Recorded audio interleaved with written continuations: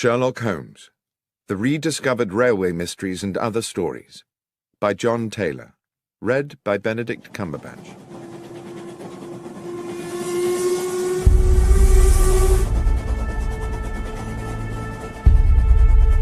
An Inscrutable Masquerade.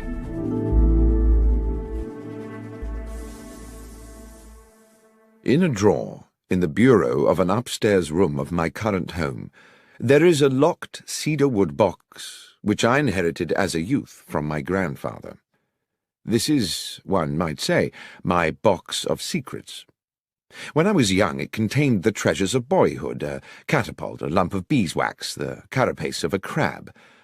For many years since, it has been the repository of an archive, admittedly a ragged and disordered archive, a collection of notes and scribblings concerning some of the many cases of my lifelong friend, the consulting detective Sherlock Holmes, which, for one reason or another, I never took the trouble to write into proper reports. Having had recently a little time on my hands, I reopened this box of yellowing notebooks, and it seemed to me that several of the cases, given the ocean of time between those events and the present day, would now bear telling. And I begin by chronicling an adventure which I may have dismissed for several reasons, not because it lacked baffling and intriguing elements, on the contrary, but mostly, I think, because it was, for me personally, such a dizzying and distressing experience. It was a Wednesday evening in July, at the end of a day of strait-jacketing heat, and I sat next to the open window of our parlour at Baker Street, drinking in the air and hoping for the liberating ripple of a breeze. The newspaper on my lap reported the release from police custody of a known criminal, Tobias Organ, arrested some days previously for the murder of Max Zimmerman, a moneylender shot through the head in his small apartment in Wardour Street. In the end, there had been insufficient evidence to charge Organ with murder, even though the police clearly thought him culpable. Strangely enough, I had once met Organ myself. He had come to me as a patient suffering, as I recall, from a severe lesion to the lower back, which he maintained had been caused by a fall against a metal stanchion, but which I had little doubt was in fact a stab wound. My diagnosis was supported, I believe, by his barely veiled threat that I should under no circumstances make known his injury to anyone else. He had an unforgettable, menacing way with him, and I had felt immense relief when he left my surgery. I'd been looking forward to discussing the Organ case with Holmes, who would certainly have some views on the subject, but when he finally appeared for dinner he was irritable and uncommunicative, and from these symptoms I guessed him to be in the process of some taxing mental work. All the same, I had no wish to sit out the meal in silence.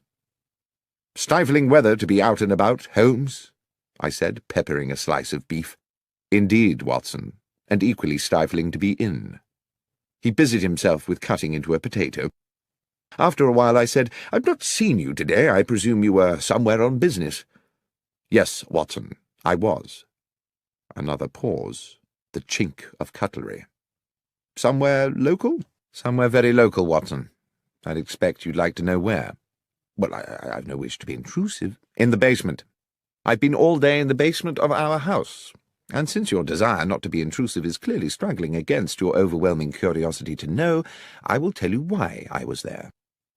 And he paused and smiled, in the full confidence that you will not breathe a word to a soul about it. "Why, Holmes, of course not, and on the understanding that if I do tell you, you will not be able to leave this house until my work is complete." "What?" I put down, almost dropped, my knife and fork. "You don't mean not leave at all?" "That's precisely what I mean. So it may be that you would prefer to forego my secret rather than consent to becoming a prisoner here for what might be several days." Hopelessly intrigued, I gave no thought to the discomfort of being shut indoors in this sultry heat, no thought to the boredom, not even any thought to the fact that I had appointments in my diary. "I'm prepared to abide by your request, Holmes." He stood up from the table, his meal unfinished, and went across to the hearth to retrieve his pipe and tobacco pouch. As he filled his pipe and lit it, he sank into his armchair. "I believe you have been preoccupied with the case of Tobias Organ, Watson." yes, it has been on my mind. How? You twice left the newspaper open at that page. The moneylender Zimmerman, a legitimate businessman with a wife and young children, was murdered with an army rifle. The police have many reasons for believing Tobias Organ to be guilty of the crime, and one of these is that he owns an army rifle. Organ, of course, denies that his firearm is the murder weapon. Well, yes, I said, one would expect he would. But suppose, said Holmes, suppose there was a science which could with certainty tie a bullet to the gun which fired it. Well, that would be marvellous, I said. But there isn't, is there? Well, Watson, let us say that such a science is seminal. It is exactly this problem which I am wrestling with at present in the basement of the house. I've set up a laboratory of sorts down there where I can conduct some experiments. Progress is promising, and if the results are as I expect, they will certainly send Tobias Organ to the gallows. But Organ is an utterly ruthless villain, undoubtedly guilty of a number of murders, but devious enough always to palm them off on others. If he were to gain even an inkling of my work, we would be in the utmost danger. I can see that you would be in danger, Holmes, but how might I be? As I say, Watson, Organ is ruthless. To get at any enemy, his favourite trick is to abduct someone close to his adversary, often with, I'm afraid, horrific consequences. You know too much now, and since I'm not prepared to put you at risk in that way, I fear you must sit it out in these apartments. You must not answer the door, you must stay away from the windows, no visitors. You must lead the life of a prisoner until such time as this matter is settled. Well, I said, it might be good for me. I have a medical paper to write, and the period of confinement might induce me to keep my nose to my studies. Excellent, Watson. I'm sure your sacrifice will not be in vain. I really did not see myself sacrificing very much at all. I spent the evening cancelling all appointments of the following week, and went to bed rather looking forward to a few days of fruitful incarceration. The morning found me in a hopeful mood in what appeared to be an empty house. Holmes, I presumed, had already descended to his basement laboratory. Our landlady, Mrs. Hudson, had left me a pleasant, cold breakfast, an indication that she herself had had to leave the house early. The day, while already warm and bright, had not yet begun to turn oppressive. The clock over the hearth ticked slowly as I settled down to my books, experiencing for the first time since my student years some of the quiet ecstasy of study. By midday, the room had become hot. My concentration meandered, and thirst plagued me.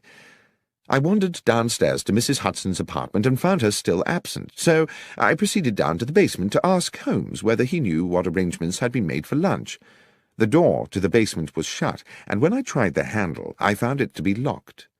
From within, I could hear the occasional crack of what sounded like a gun being fired, and the grind of metal on metal like ball bearings rolling round an iron bowl. "Holmes, are you there? Watson, what are you doing here?" "I'm in the process of an investigation." "Indeed?" "Yes, I'm trying to find out what's happening about luncheon." "You'll have to prepare something for yourself," he called back. "I'm afraid I've sent Mrs. Hudson away. I cannot risk the lives of innocent people. And Watson, be so good as to keep away from the basement. Confine yourself to our own rooms and to the kitchen. There's a good fellow." "Very well, Holmes, but—" "Yes?" "I really would very much like a newspaper." "I'm afraid you must do without. Neither of us can take the chance of leaving here until this business is complete. Now, please, let me get on." I trundled to the kitchen. I managed to find myself some bread and cheese, which I took back upstairs. Our rooms were now very hot, and since I was forbidden to sit near the window, I ate my luncheon over my books, dropping crumbs into the creases of Gray's Anatomy and beginning to feel restless. After lunch, I managed to force myself to a little more work, but by 3 o'clock had fallen asleep in the armchair. I woke to hear the sounds of evening traffic moving along Baker Street. I listened with something like envy to the busy hubbub of those who were free to come and go, who had families to return to, and simple feasts awaiting them at convivial tables. My lot seemed bleak by comparison. Holmes did not emerge from his infernal basement, and Mrs. Hudson did not appear with an evening meal. I cannot recall how the rest of the evening passed. The heat absorbed during the day by London's pavements now radiated back to thicken the evening air.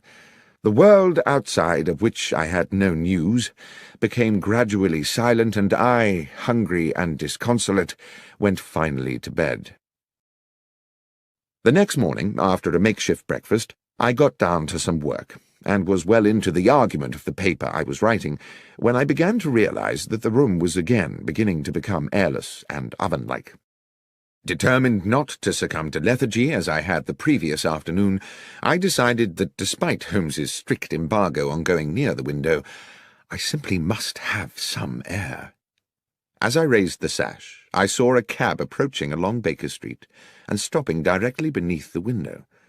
The passenger who stepped out was Nicholas Cartwright, an old university friend now writing for the Times. I hadn't seen him for a couple of months, and he seemed about to pay a surprise visit. Desperate as I was for company, I could not forget the promise I had made to Holmes to admit no visitors. The doorbell rang.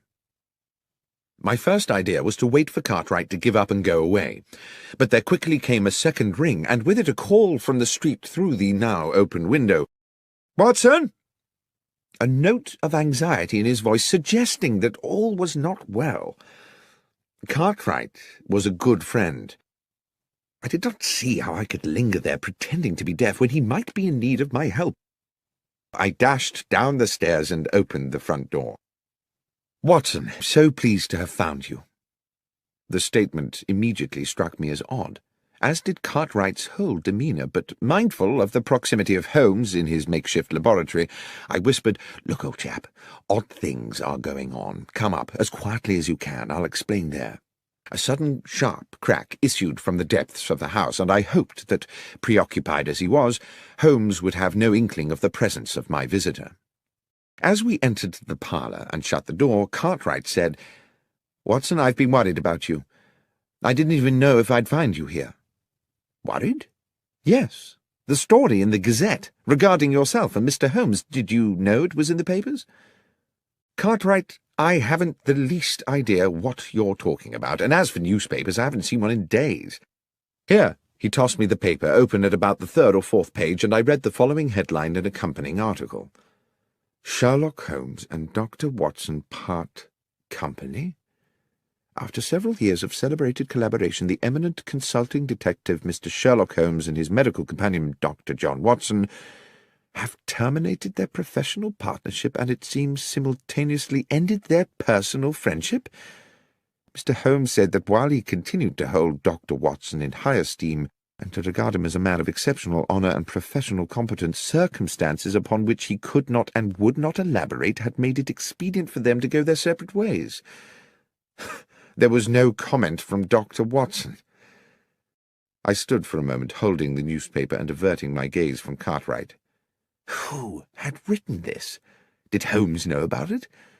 Was there some truth in it?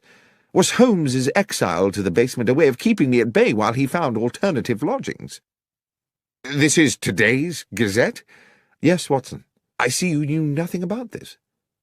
"Am I speaking to you as a friend, Cartwright, or as a journalist?" "Well, I suppose, unfortunately, as a friend, John. I say unfortunately because this is clearly a damned good story.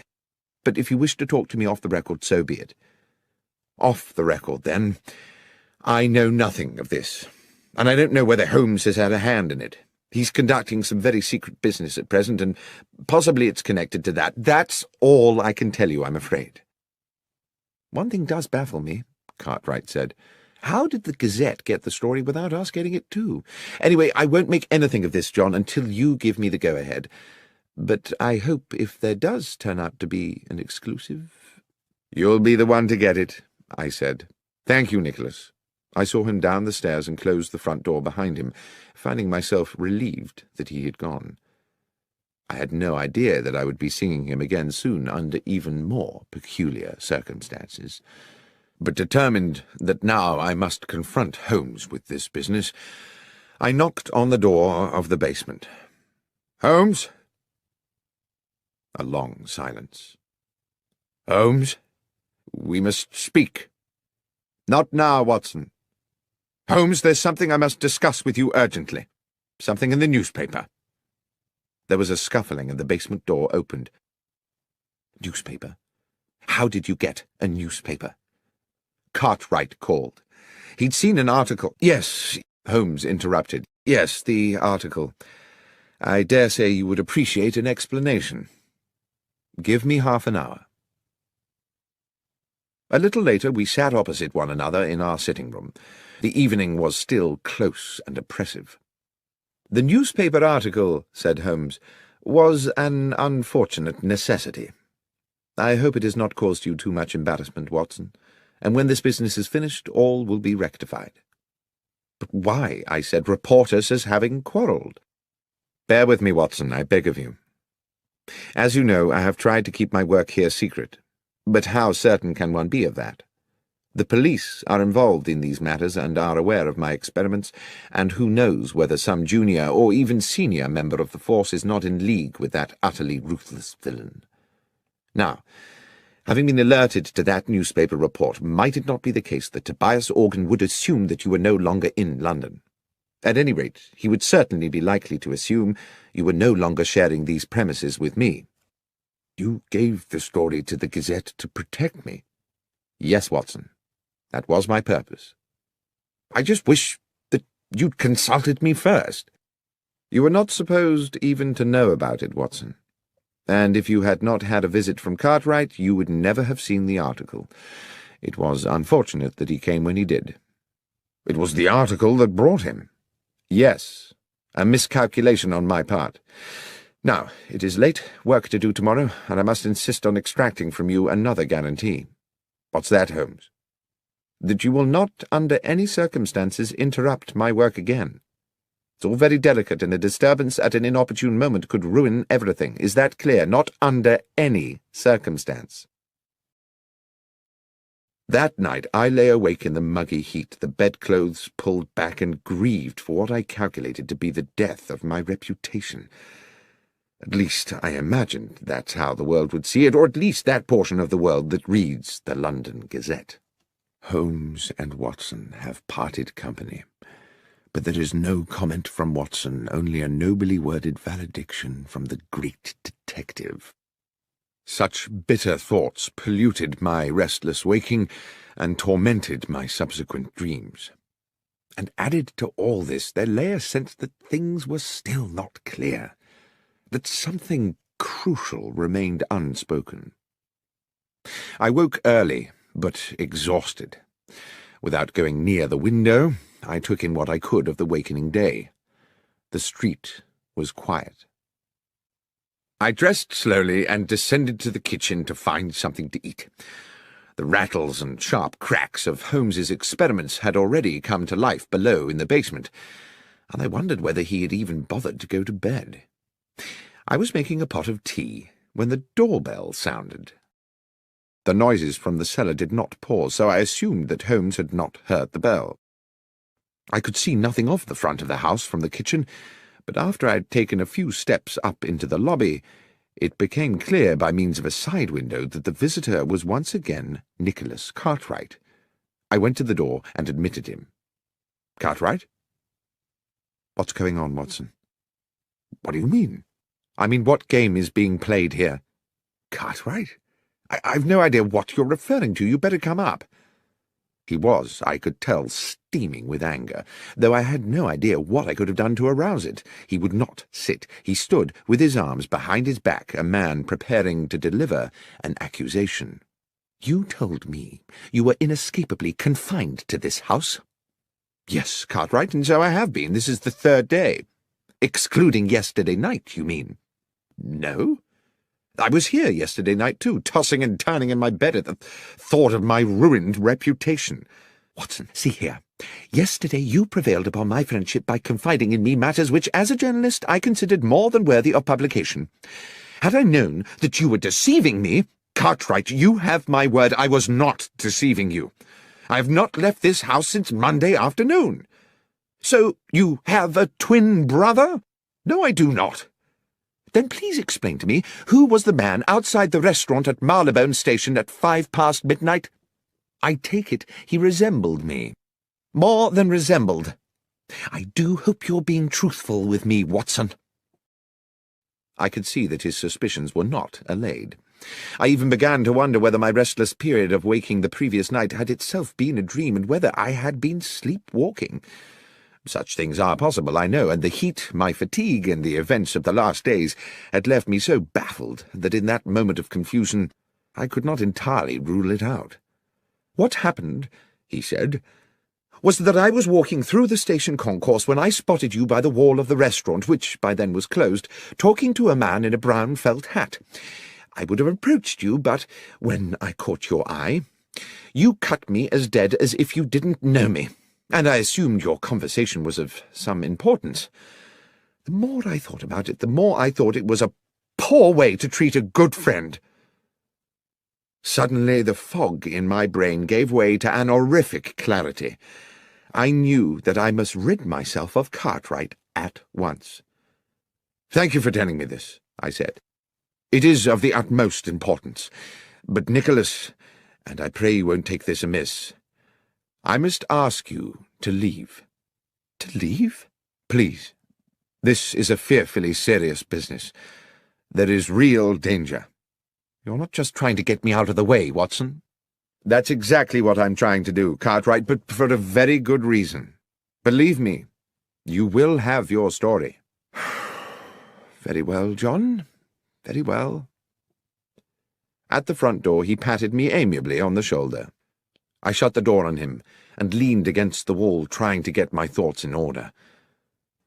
Holmes had instructed me not under any circumstances to trouble him again, yet this situation was possibly critical.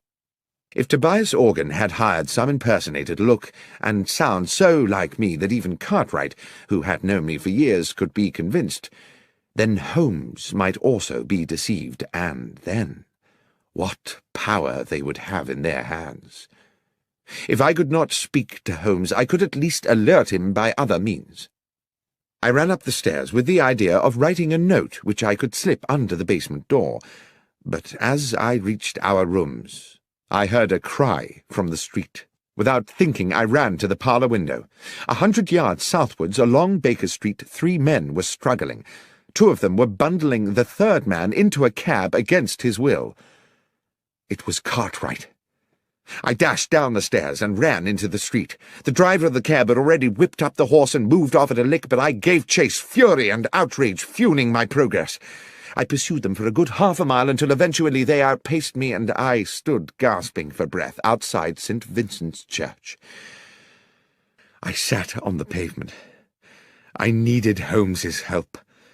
The transgression of a broken promise was a trivial thing, surely, in the context of this appalling incident. I would go to him immediately. Aware that, in the haste of my pursuit, I'd left the front door of the house open, a new anxiety overcame me. Clearly this kidnap was the work of Organ's ruffians, and who was to say that they would not take advantage of an open door? I trotted as briskly as I could back to Baker Street. But the door was no longer open, and on such a close and windless day I thought it unlikely it had been closed by a draught.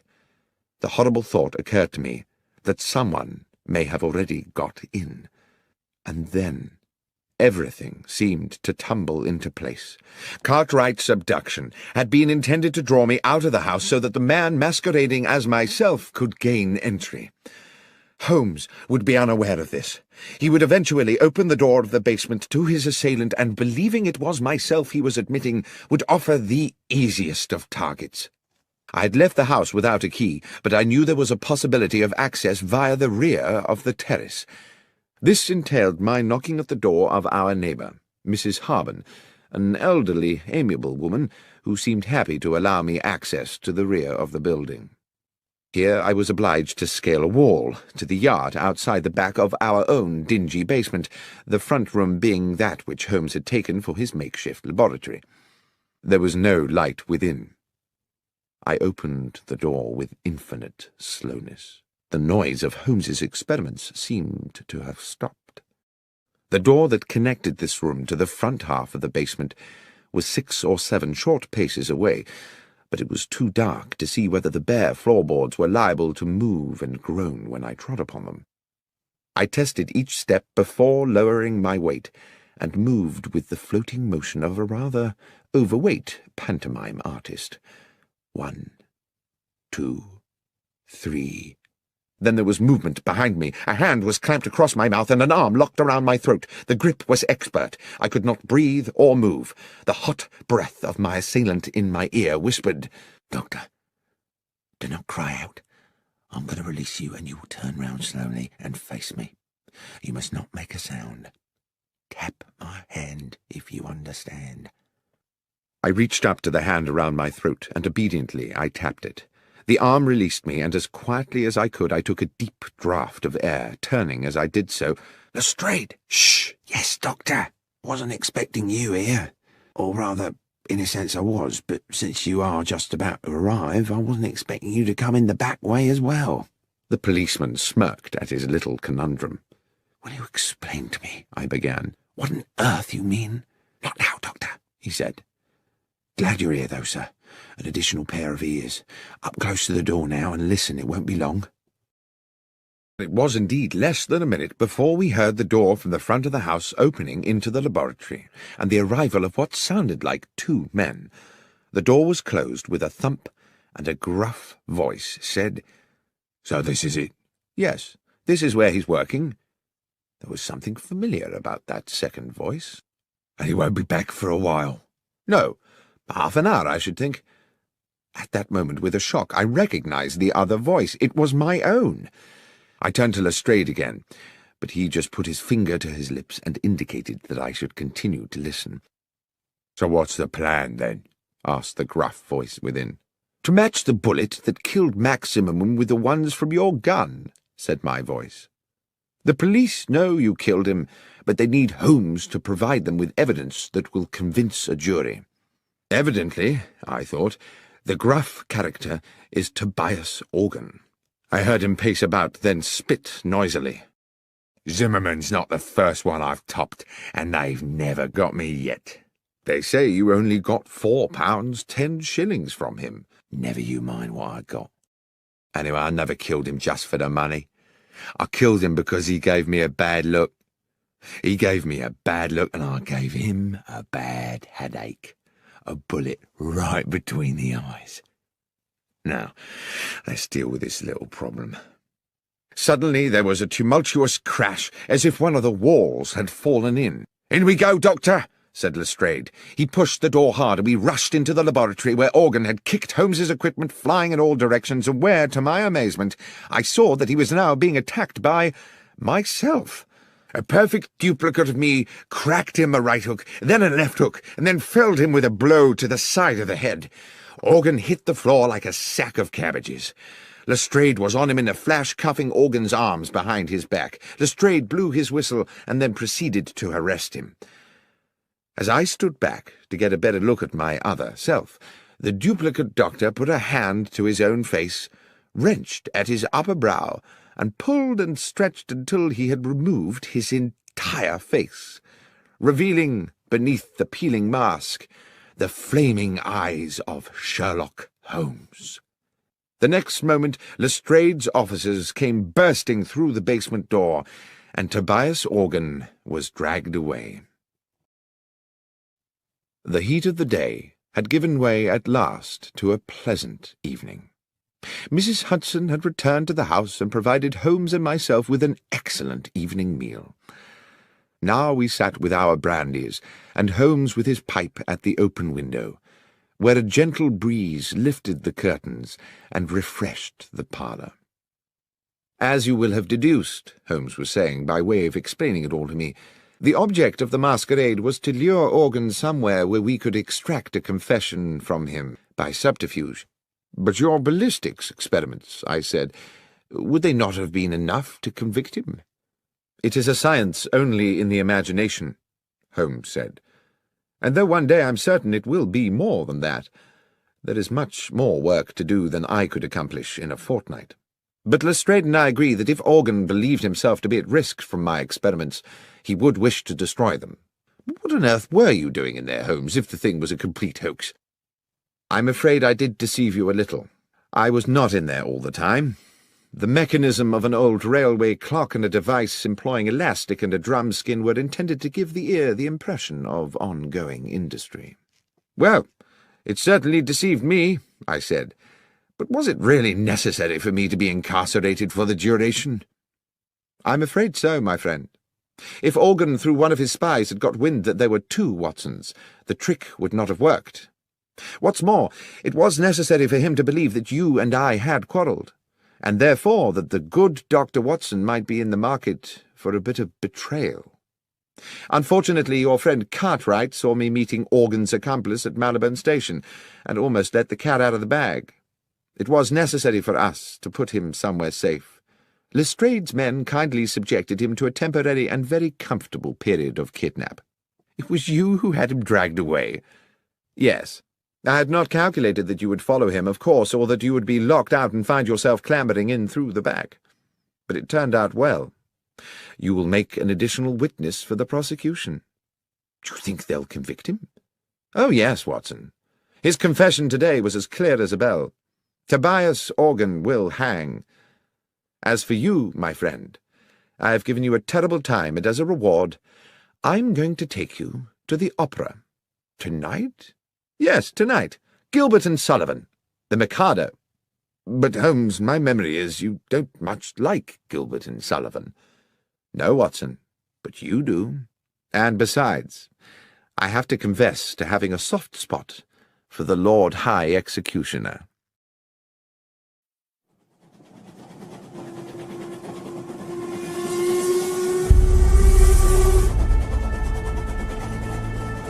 The Conundrum of Coach 13. On an October morning, when rain streamed from the black clouds that swept above our Baker Street lodgings, I found my friend Sherlock Holmes in a similarly overcast mood. He had not had a case in weeks, not at least what he called a decent case, and he had been huffing and puffing about the house for 2 days. It was with some relief to both of us, therefore, that we heard the slowing approach of a cab in the street outside, and both moved eagerly to the window. The hansom did indeed stop directly beside our door, and after a moment a large and finely dressed middle-aged gentleman emerged into the downpour, paid his fare, and rang our doorbell. Holmes was smiling. Now, what could make a rich American so distressed, Watson, that he would come pell-mell here to us from Paddington? "An American?" I said, drawn irresistibly, as usual, into Holmes's tantalizing games. "Certainly, and I think a formidable character." "And do you wish to tell me how you deduce all that, Holmes?" "I deduce his distress and his nationality from the fact that he just tried to pay the cabby in American dollars before recalling which pocket held his pounds sterling. As for his coming from Paddington, that was the easiest of all, for the driver of the hansom is Henry Brown. I'm surprised you do not recognize him, who always works from the Paddington rank. As ever, Watson, I apologize for the banality of these observations, but you did ask." By now there were footsteps on the stairs, as Mrs. Hudson escorted the visitor to our apartment. While I inwardly delighted to note that my friend had returned to his amiable best in anticipation of a new challenge, I found myself praying that it would be a challenge worthy of his powers and his pent-up energies. No sooner had the door opened than the huge, rotund figure of our visitor, bright in a cream suit, burst into the room like an actor onto a stage, determined to establish his character instantly. "Mr. Holmes!" boomed the American voice as both his arms swept forward to grasp my right hand. "Benedict Masterson! What a great privilege to meet you!" "Delighted, but I am Dr. John Watson," I replied. "This is Mr. Sherlock Holmes." With equally booming apologies, he bowed charmingly to me and turned to my friend. "Ah, yes. Now I see. Unmistakable, unmistakable." The impression given was that he had found the first Sherlock Holmes of his acquaintance a little short of his expectations. "Mr. Holmes, I wish to ask you to act for me in a business both mysterious and distressing." "You had better sit down, Mr. Masterson," said Holmes, "and tell us everything." and having settled his cream-covered bulk into an armchair and accepted a cigar, on which he continued to puff anxiously as he spoke, the American told us his story. "I am a dealer in gold, gentlemen. Gold has been my life. My father owned small mines in Nevada, which gave us a comfortable living. In my turn, through judicious trading, I've made these assets yield a fortune. I came to London last week because your own Bank of England had made an order for a substantial quantity of gold bars to boost its reserves. The bullion was shipped into Bristol Harbour and transferred yesterday onto a chartered London train for transfer to the bank. I have been in London doing the paperwork, of which there is, let me assure you, no small amount. And I went to Paddington this morning to meet the consignment. The train was there, the gold was not." "I see," said Holmes. "Stolen?" "Undoubtedly. How much?" "We're talking 4 or 5 millions, Mr. Holmes. That's a large loss. Is the gold insured?" "Indeed it is, but you know insurance companies, Mr. Holmes.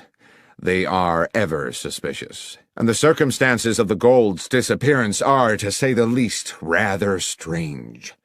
"The details, Mr. Masterson," said my friend, "if you please." "Well," continued Masterson, tapping a thick cylinder of ash into the ashtray, "I'd asked to commission a special, an overnight train, and also insisted that it be discreet, not armored or escorted, or in any way having the appearance of a specially secured conveyance. I was offered the charter of a passenger train which returns empty from Bristol to London once a week, and which railwaymen jokingly call the Bad Luck Special, not because anything has ever happened to it, but because it normally consists of 13 empty passenger coaches, as indeed it did on this occasion. I insisted that the gold be packed in steel containers, each locked with a unique key. You will appreciate that gold itself, gentlemen, is a weighty metal, so each box contained only as many bars as would enable the containers to be carried. In order to prevent the possibility of them being removed from the moving train, I ensured that while they were small enough to go through the open carriage door, they were too large to pass through the windows, even with the windows slid down to their largest aperture. I then arranged for the doors of the bullion carriage to be locked from the outside so they could not be opened until the train reached London. The train was empty then, apart from the driver and fireman of the locomotive? No, Mr. Holmes. It is railway practice for all trains to have a guard. A practice I was very happy to comply with, since it meant my consignment would have an overseer throughout its journey, and to this end all the steel cases were loaded into the last coach of the train, coach 13, where the guard could keep a constant watch on them. The man employed for the job was a Mr. Lyons, Mr. John Lyons, a mature and trusted employee of the railway company. Here, strangely, Mr. Masterson stopped and smiled. I inquired whether he had ever worked on the French railways. Gare Lyons, you see. Gare de Lyon. Holmes smiled politely and nodded. Forgive me, gentlemen, I could never resist a pun. To continue, the train left Bristol at 3 this morning, as scheduled. But when it arrived at Paddington at 6, the steel boxes of gold were gone. Mr. Holmes, this was an impossible robbery. The train stopped only once for a minute or so to take on water. Hardly time to unload a single box of bullion, let alone 100 of the darned things, weighing in at 150 pounds apiece. And the guard? Asked Holmes. Lyons claimed that he fell asleep somewhere into the journey and woke to find the bullion disappeared. He's being held at Paddington along with the driver and engineer, but all ardently protest their innocence. And with regard to other suspects, can you think of anyone in your organization who might feel inclined to take advantage of you? Masterson pinched his lips and looked embarrassed. Well, if I may confide something to you in the strictest confidence, my estranged wife, Laura, still has shares in the company. She believes that she should have more. There is, some bitterness in this regard. However, I know Laura well enough to doubt that she is a thief. My friend simply said, "Thank you, Mr. Masterson. I will certainly take the case on. Would you be so good as to wire Bristol and inform them that Dr. Watson and I are on our way?" "I will, sir. You mean to go there today?"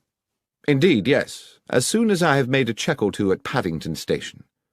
"Well, I surely thank you. I can think of no better hands in which to leave the case of the bad luck special than those of Mr. Sherlock Holmes." Holmes did not smile. "I never leave anything to chance, Mr. Masterson. Perspicacity and reason are the tools I employ." "Forgive me, Mr. Holmes. As I say, I am fatally attracted to puns." "We will keep you in touch," Holmes said, "with all developments." Within half an hour we were at Paddington, but before boarding the Bristol train, Holmes wished to make certain that the so-called bad luck special was secure. The train had been shunted into a siding, and we were relieved to find that police responsibility for the case had fallen to Inspector Stanley Hopkins, a young but ambitious detective with whom Holmes and myself had had numerous dealings in the past. Hearing that we were being engaged by Mr. Benedict Masterson, the inspector agreed to watch over the train and make sure it remained undisturbed until our return to London. It was still raining when we arrived at Bristol, where we met the station foreman, George Willits, an amiable man in his 50s, who gave the comforting impression of having been in his job for a lifetime and knowing the whole business inside out. Willits had been on duty the previous night and took us directly to the goods platform from which the bullion train had left. Though he did his best to be of assistance, he looked painfully weary. "I apologise to you gents for my appearance," he said, "but I was on night shift last night seeing out the special. I was just about to go off when the message came from London about the theft, so I've not yet been home to bed." "We won't keep you long, Willits," Holmes said. "I understand you were here when the bullion boxes were being loaded." "I was, sir. I supervised them myself. Watched them being lifted into the guard's carriage at this very spot, before I sent the signal to bring in the rest of the train." "The guard's coach was not connected to the train while it was loaded." "That's right, sir. The rest of the train was shunted out of the siding and coupled up just before she was due to leave." "And who brought her in?" "Tommy Marriott, the engineer, and his fireman, Pat McGlinchey." "Old hands?" "Not quite so much a fixture as myself, Mr. Holmes, but they've been around the best part of 10 years. They're sound men." "Good. Now, if you'll bear with me a little longer, Willits, I'd like to ask you a little more about the gold itself. How many men were involved in loading the carriage?" "Well, sir, it was quite some operation. It took 4 men to load each box, 2 inside the carriage, 2 outside. Damn heavy things, if you'll excuse me, sir. Over 100 weight apiece, and damn awkward squeezing them through them narrow doors. It was a hell of a job." "And how long would you say the whole business took?" "It was about midnight when they started, and about 2:15 by the time they finished, so almost 80 minutes. "And after it was loaded, was there any delay before departure?" "No, sir. The rest of the train, as I say, was reversed in from the siding. John Lyons, the guard, got aboard, and the door of the guard's coach was locked from without, sir, as per our instructions." "One final question, Willits, if I may. I'm informed the train stopped en route."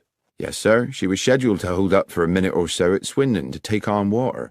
"It stopped for no longer than that, and at no other time?" "No, sir. The signalman would know for sure if she'd been held over for more than a minute, and that's already been checked." Holmes seemed to pause for a moment while he considered all this information, and then he said, "Willits, I am most grateful for your detailed and, I have no doubt, accurate recollections.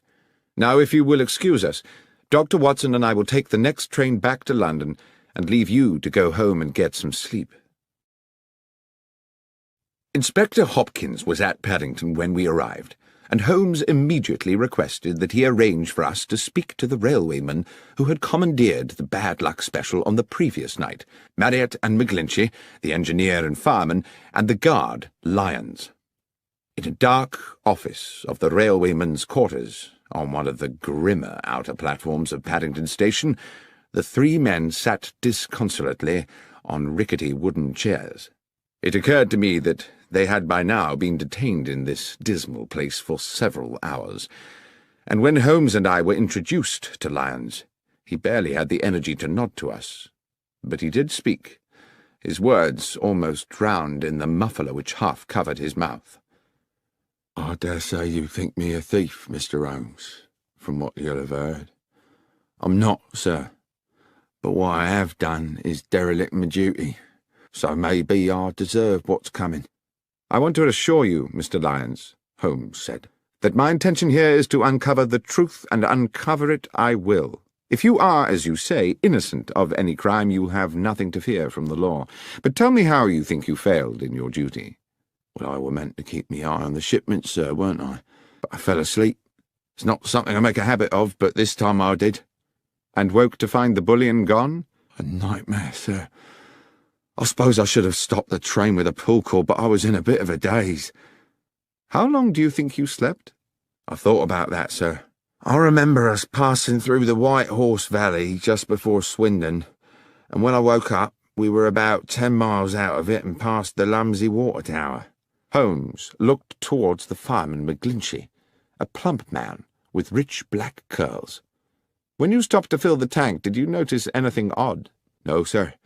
It was a dark night, and there were no lights there save the fire from the boiler. You couldn't see 20 feet beyond the train." Holmes turned back to Lyons. "I would like you to describe to me the events of yesterday evening." "Well, sir, I wasn't due to start my shift until 1 in the morning, so round about 12 I had a brown ale in the railwayman's canteen and collected some sandwiches and a can of tea for the journey." "Just tea and sandwiches?" "Yes, sir, and a piece of seed cake, if that's not too much detail."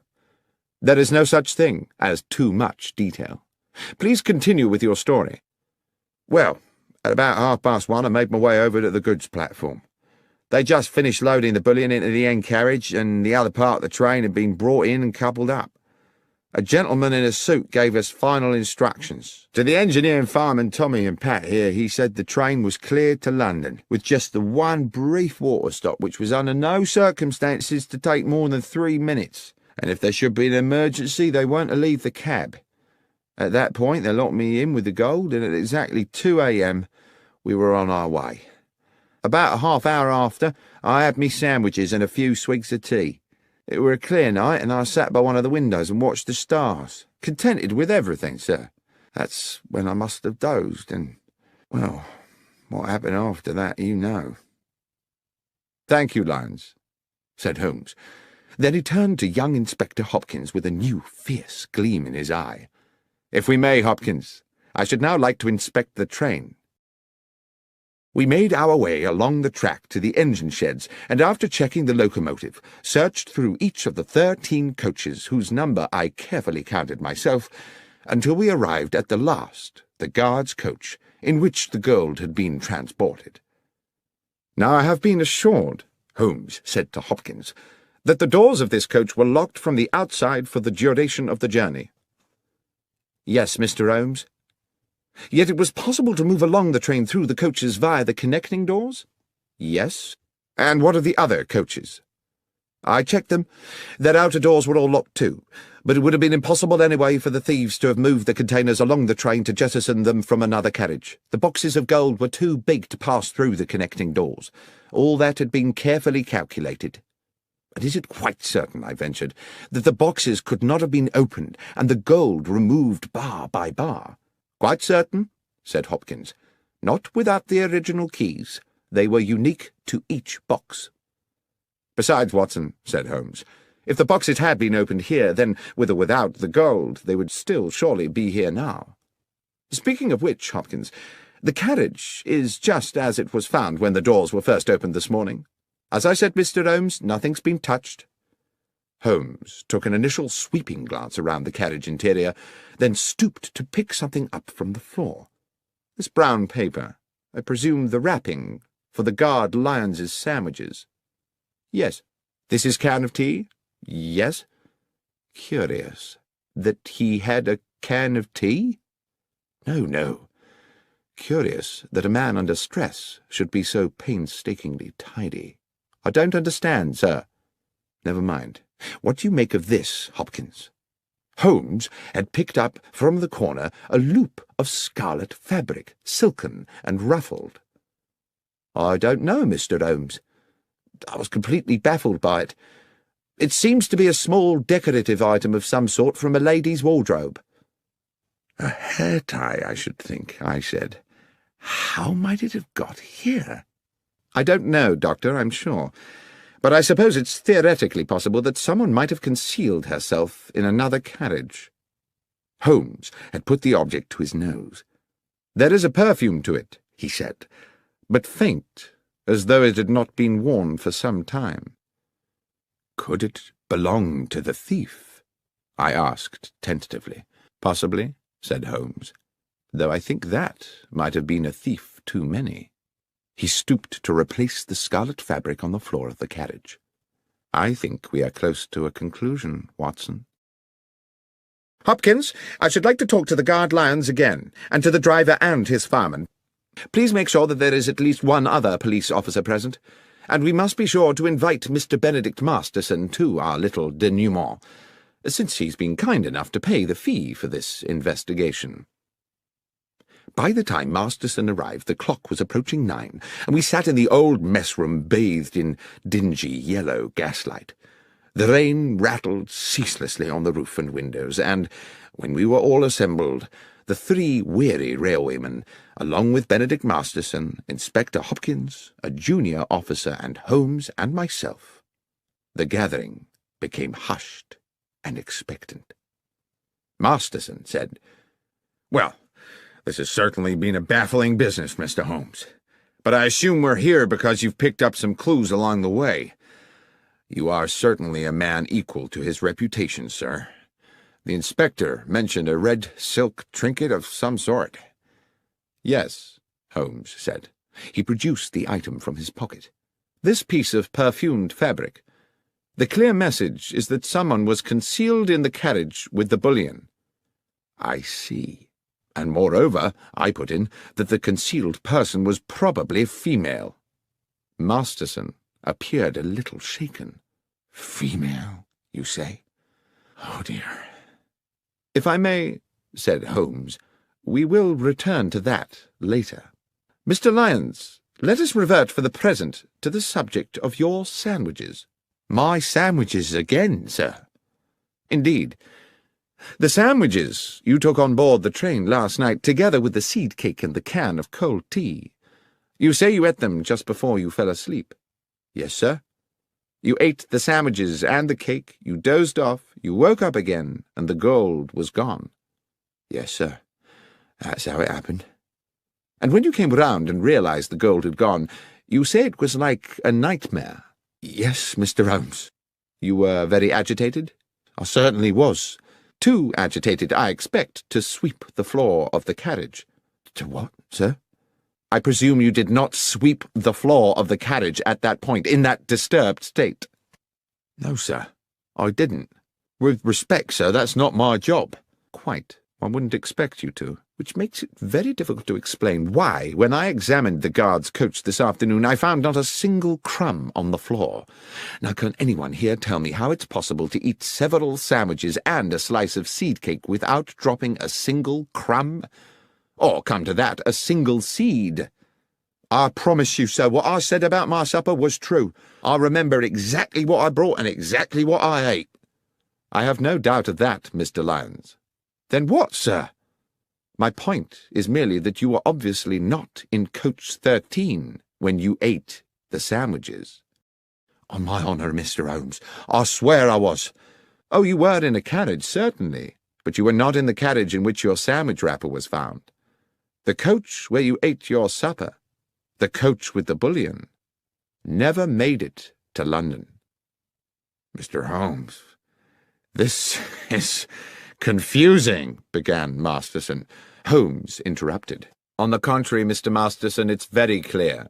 The coach containing the gold was uncoupled from the train when it stopped for water, run into a siding by those awaiting it, and unloaded of its cargo at their leisure during the night. It was a perfectly dark night. There was no moon, so the railwaymen, as Mr. McGlinchey here has recently confirmed, could, from the water pump, see nothing of what was going on at the back of the train. "But, Mr. Holmes," said Inspector Hopkins, "the bad luck special has 13 coaches. Everyone knows that. And you will no doubt yourself have noted that we passed through exactly 13 coaches in our inspection of the train this afternoon." "Oh, it has 13 coaches now, of course, Inspector," Holmes said. And it only struck me after we had left Bristol and its pleasant station-master Willits that he had described to us in detail his whole engagement with the loading of the gold and the departure of the train without once mentioning that he'd counted the coaches before the train left. The fact is, he didn't count them. He didn't think he needed to. The bad luck special had always consisted of 13 coaches. He wasn't to know that your accomplices at Bristol had added an additional coach to the train before it was attached to the coach carrying the boxes. A coach with its seats stripped out to make it practically identical to the bullion car. On that one night, the bad luck special had not 13, but 14 carriages. When the train stopped to acquire water, it simultaneously shed a coach, and it very nearly, he continued, turning back to Lyons, shed a guard, too. You're a very fortunate man, Lyons." "I don't feel fortunate, sir." "Your good fortune is that you are still alive, and that in turn is because you were fortunate enough to fall asleep. Imagine if you had not. The train stops. The thieves uncouple the rear coach with yourself inside it. As soon as you see them, you become a risk to them. There's no telling what they might have done. What I believe actually happened was that as they were releasing the carriage from the train, someone noticed that you were asleep inside. They took the opportunity to move you into the next coach, along with your tea can and sandwich wrappings. You may be thankful you did not wake at that moment." Masterson wore an expression of amazement. "I am full of admiration, Mr. Holmes. But at the same time, I feel somewhat desolated. This clearly means that someone in my organization has betrayed me." "Which brings me back to the ring of scarlet silk discovered in the carriage, certainly an intriguing adornment to the problem," said Holmes. "It could indeed signify the presence of a woman." "But there is the mystery," I said, "of how she got there, or what she might have done." "I think, however," said Holmes, "that is a mystery with a simple solution." At this point Masterson appeared rather tragically stricken. "You're thinking—" "Yes," said Holmes. "You're thinking that my estranged wife, Laura— Dear God, that foolish woman—" "Oh, come along, Mr. Masterson. You know full well your wife had nothing to do with it. There was no one aboard the train save the 3 men here, driver, engineer, and guard, and none of them had anything to do with the robbery." The 3 railwaymen looked at one another as though they had suddenly had revealed to them their entitlement to a joint fortune. "As for the thieves," said Holmes, "they are to be located somewhere nursing a hoard of bullion, apart, of course, from their paymaster, who is sitting here with us. Is that not so, Mr. Masterson?" Masterson blustered and steamed. He was outraged. This was absurd. "How dare you, sir? What evidence have you for such an outrageous suggestion?" "I had misgivings from the beginning. I could not understand why you came to me so quickly after the theft had been discovered, when you had so much else to deal with. I see now that you were at pains to demonstrate to the insurance company that you were doing all in your power to recover the bullion because, of course, if you could have both the gold and the insurance money, you would have considerably augmented your fortune. But worse still, what your partners in crime would have done to Mr. Lyons, had he not had the good sense to fall asleep on the job, hardly bears thinking about. You were prepared not just to steal, but to be an accessory to murder." "This is speculation, Mr. Holmes. This would not stand up in court.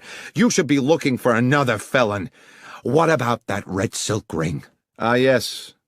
You've been very subtle about that, Mr. Masterson, suggesting your wife's name one moment and the next assuring me that she could not possibly be implicated. I doubt whether you thought she would be, but you certainly sought to throw me off the scent. What was that item, if not a red herring?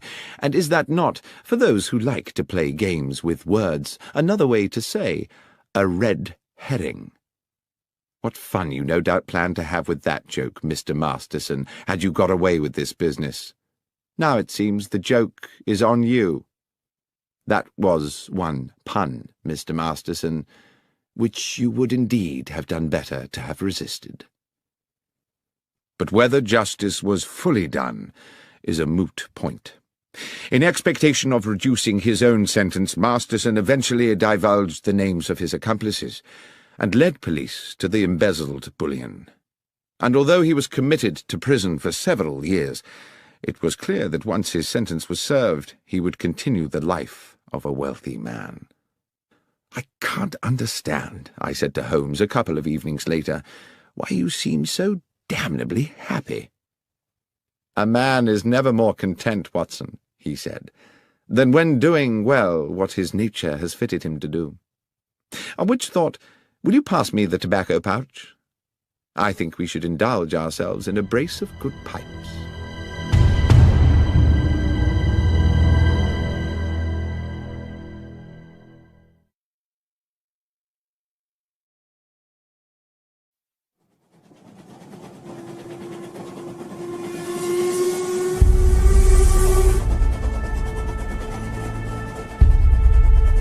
The Trinity Vicarage Larceny.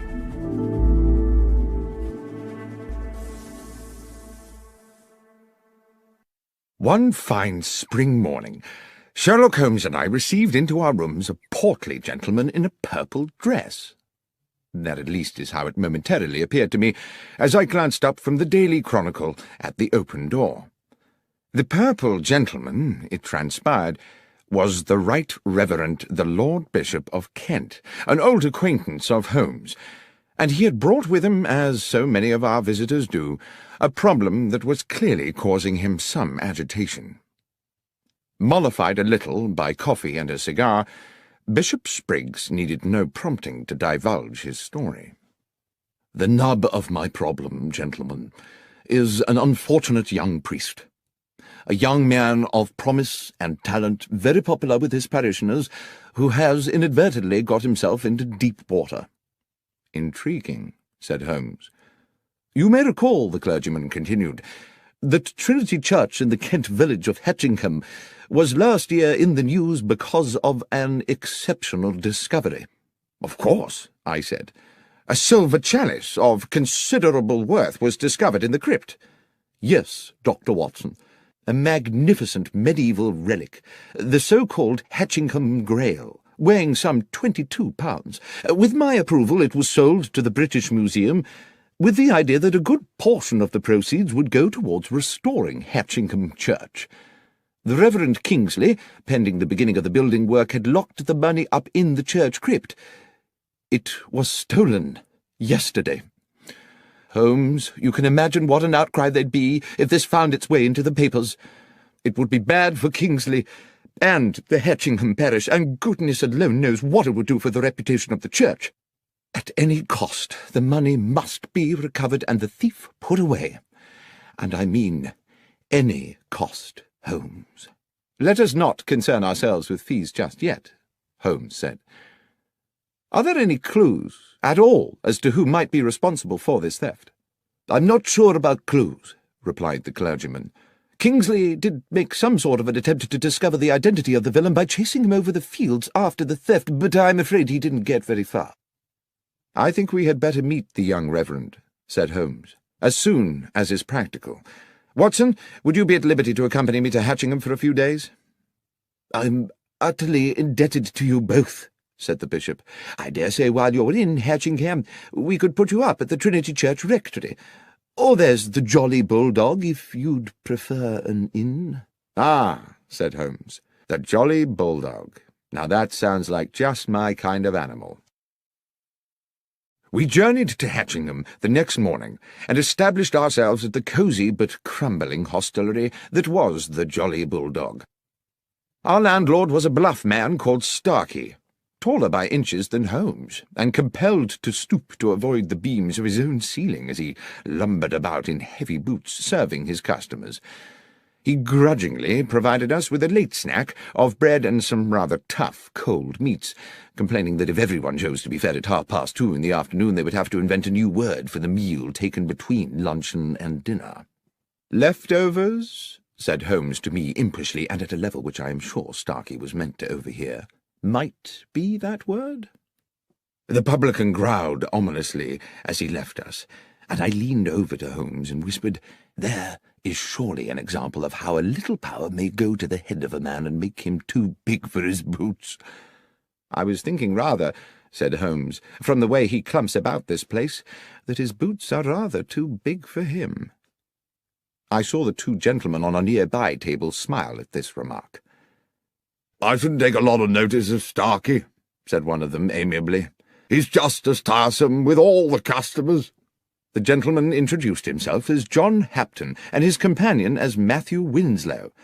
Although neither Holmes nor myself disclosed the details of our mission to Hatchingham, it seems they knew we were expected, and it turned out that both gentlemen were members of the parish committee, and were fully apprised of the theft, though they were quick to assert that it was not yet public knowledge. "I hope you will be successful," said Hapton, "in bringing this thief to book. We are fond of our vicar, and he has been a deeply troubled young man since it happened." The Reverend Kingsley's house was accessed from Hatchingham Lane by a short stone path. A few steps beyond the vicarage stood the church, with, on the west side, a moderate-sized graveyard. On the other side, with its own access to the lane and shaded by a handful of fruit trees, stood Cherry Cottage, which we would later discover to be the residence of the verger and his wife. The Reverend Kingsley was a man in his early 30s, small in stature but of good looks, his clerical dress the quintessence of neatness. While clearly stricken by his predicament, he remained calm and articulate, and did his best to make us welcome in a pleasantly appointed parlour whose deep-coloured, thick-piled carpet and embroidered cushions evidenced a delicate sense of taste. "It's a relief to see you, gentlemen," he said. "The bishop told me all about you, about your many successes in solving complex cases. The problem, as you know, is that while we saw the thief escape, we were unable to establish his identity. However, there are one or two factors which, though they seem opaque to my own consideration, might prove illuminating under your own, if I might show you." "I would be most grateful, Mr. Kingsley," Holmes said. "First, though, I see that you have recently held a meeting in this charming room. I presume that apart from the three other gentlemen present, the fourth was yourself? You keep the side chairs in another room, I take it." "Good Lord, how did you know all that?" "Oh, it's a simple matter. The carpet beside the window has indentations of 4 chairs, and therefore I presume for 4 people, but there are no chairs in the room whose feet would match." "Well, yes, you are, of course, quite correct," said Kingsley with a broad smile. "The parish committee convened here just yesterday, as we do each week. Yesterday was the day I broke the news that the Grail money had been stolen, and I hope that that news will remain privy to the committee members until such time as the thief is caught, but—" The vicar paused, and Holmes said, "Please, go on, Mr. Kingsley." "But," continued the young clergyman, "the gentlemen on the parish committee are the same 3 who sat here 2 weeks ago, when I revealed that the money for the Grail was in the crypt of the church. Only they and I knew of the fact, you see, so I can no longer be as confident as before that they are all honest men, which is a most unfortunate thing." "It was all in cash, I presume," Holmes said. "Yes, Mr. Holmes. I kept cash so that I could employ local men to restore the church and pay them by the day. I have little time to run to the bank and make a withdrawal every time a man finishes plastering a wall." "The money was under lock and key?" "Yes. There is a safe in the crypt where the church's small treasures have always been secreted." "And the crypt itself is locked?" "Yes. It can be entered either from within the church or by a door leading from the churchyard, and both those doors are locked at night. Mr. Holmes, I do hope you can help me with this. I don't know how my flock will ever forgive me if that money is not returned." Then perhaps, if you can bear to go over it all again, you would be so kind as to tell Dr. Watson and myself the circumstances of the robbery." "Yes, of course. 2 weeks ago, looking out of this window on a Monday morning at about 11, I saw a man— I'm fairly certain it was a man— standing at the lych gate and looking over into the churchyard. I would not have given this a moment's thought, except that he wore a hat with an unusually wide brim, and had it pulled so low over his eyes, and his collar so high that one could not distinguish his features. As I say, I cannot even be certain it was not a woman, except for his way of moving. I watched him for a good 10 minutes before he turned and strode back along the lane towards the village. That same afternoon, this time from an upstairs window, I saw him again, but now further along the lane, standing under a tree and once again seeming to study the church and its grounds. His contrived anonymity naturally put me on my guard. In the evening after those first 2 sightings, I was sitting in that very chair, Dr. Watson, which you are currently occupying, when a thought hit me like a bolt of lightning, a thought which you no doubt will be surprised had not occurred to me earlier, that this stranger might have designs on the money in the crypt. After this alarming epiphany, I spoke to my verger, Sam Manners, and his wife, May, who keep house for me. They live in Cherry Cottage, which, as you will have seen, stands on the lane beside the church's lych gate. There's a short cut from their back door to this house, which they employ when they wish to see me. I mention that because, as I think you will agree, it bears upon the matter. I asked them to report to me if this sinister figure, or anyone else unknown to them, appeared in the vicinity of the church. And indeed, it seems as if the man in that hat had begun to watch my whereabouts, because first May Manners, then her husband, reported to me that they had indeed seen the man in the hat. I began to feel that an attempt on the money was imminent. I resolved, then, to remain in the vicarage or the church grounds until I was certain that the threat had passed. I instructed Mr. and Mrs. Manners that if they saw the stranger again they were to take the short cut to my house and inform me immediately, but they were under no circumstances to approach him. And now we come to the day of the theft. Sam Manners was whitewashing the walls of the church. At this point Holmes stood up. "I think it would be as well, Mr. Kingsley, to acquaint ourselves with the geography of the church and its grounds. Might we continue outside?" A rapturous afternoon of sunshine and birdsong greeted us as we left the vicarage and walked out into the churchyard, where the Reverend Kingsley commenced our guided tour. I immediately began to locate us on a mental map of Hatchingham village and its surrounding areas, a practice I learned in my military days and which has served me well in civilian life.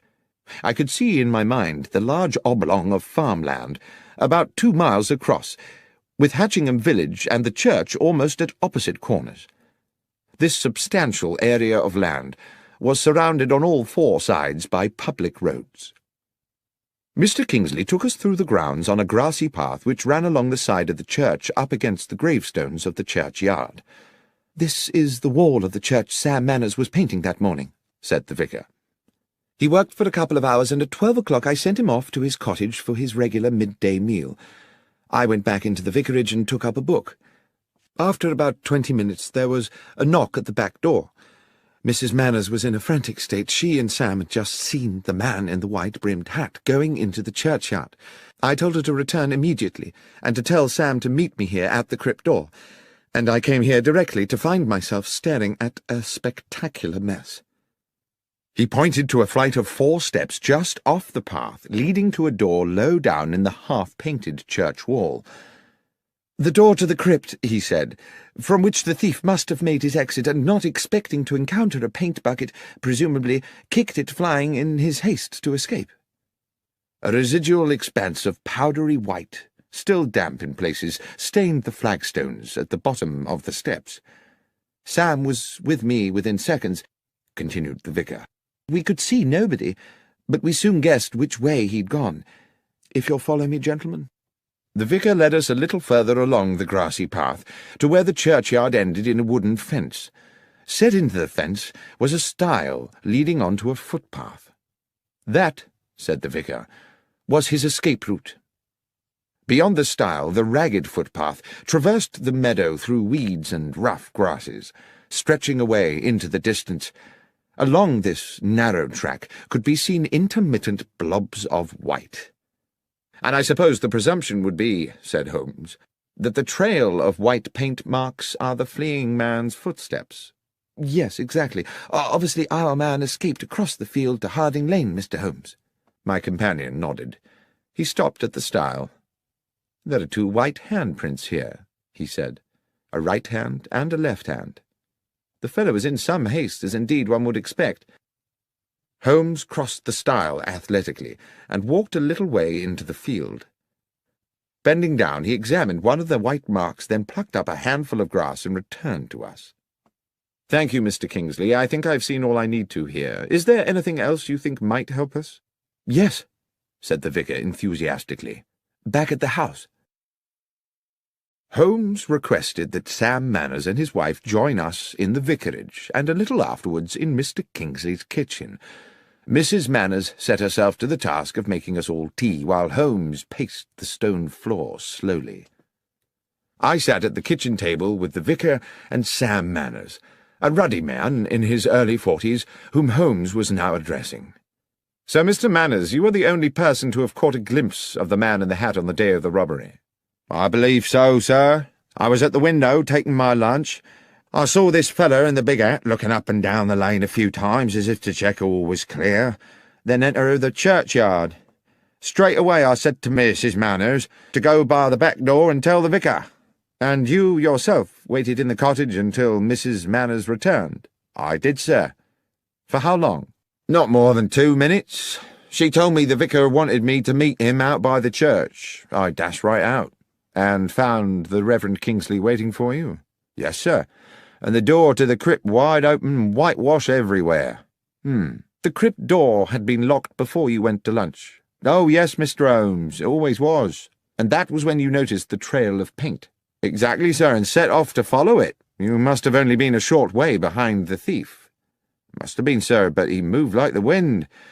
We was across that meadow in less than 5 minutes. It's a good 4 furlongs, and never caught up to him.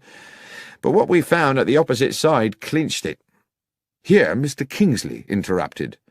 "Sam means this," he said, and produced from a drawer a wide-brimmed black velvet hat, inexpensively made, and in shape rather resembling the sort of thing one sees worn by picadors in pictures of bullfights.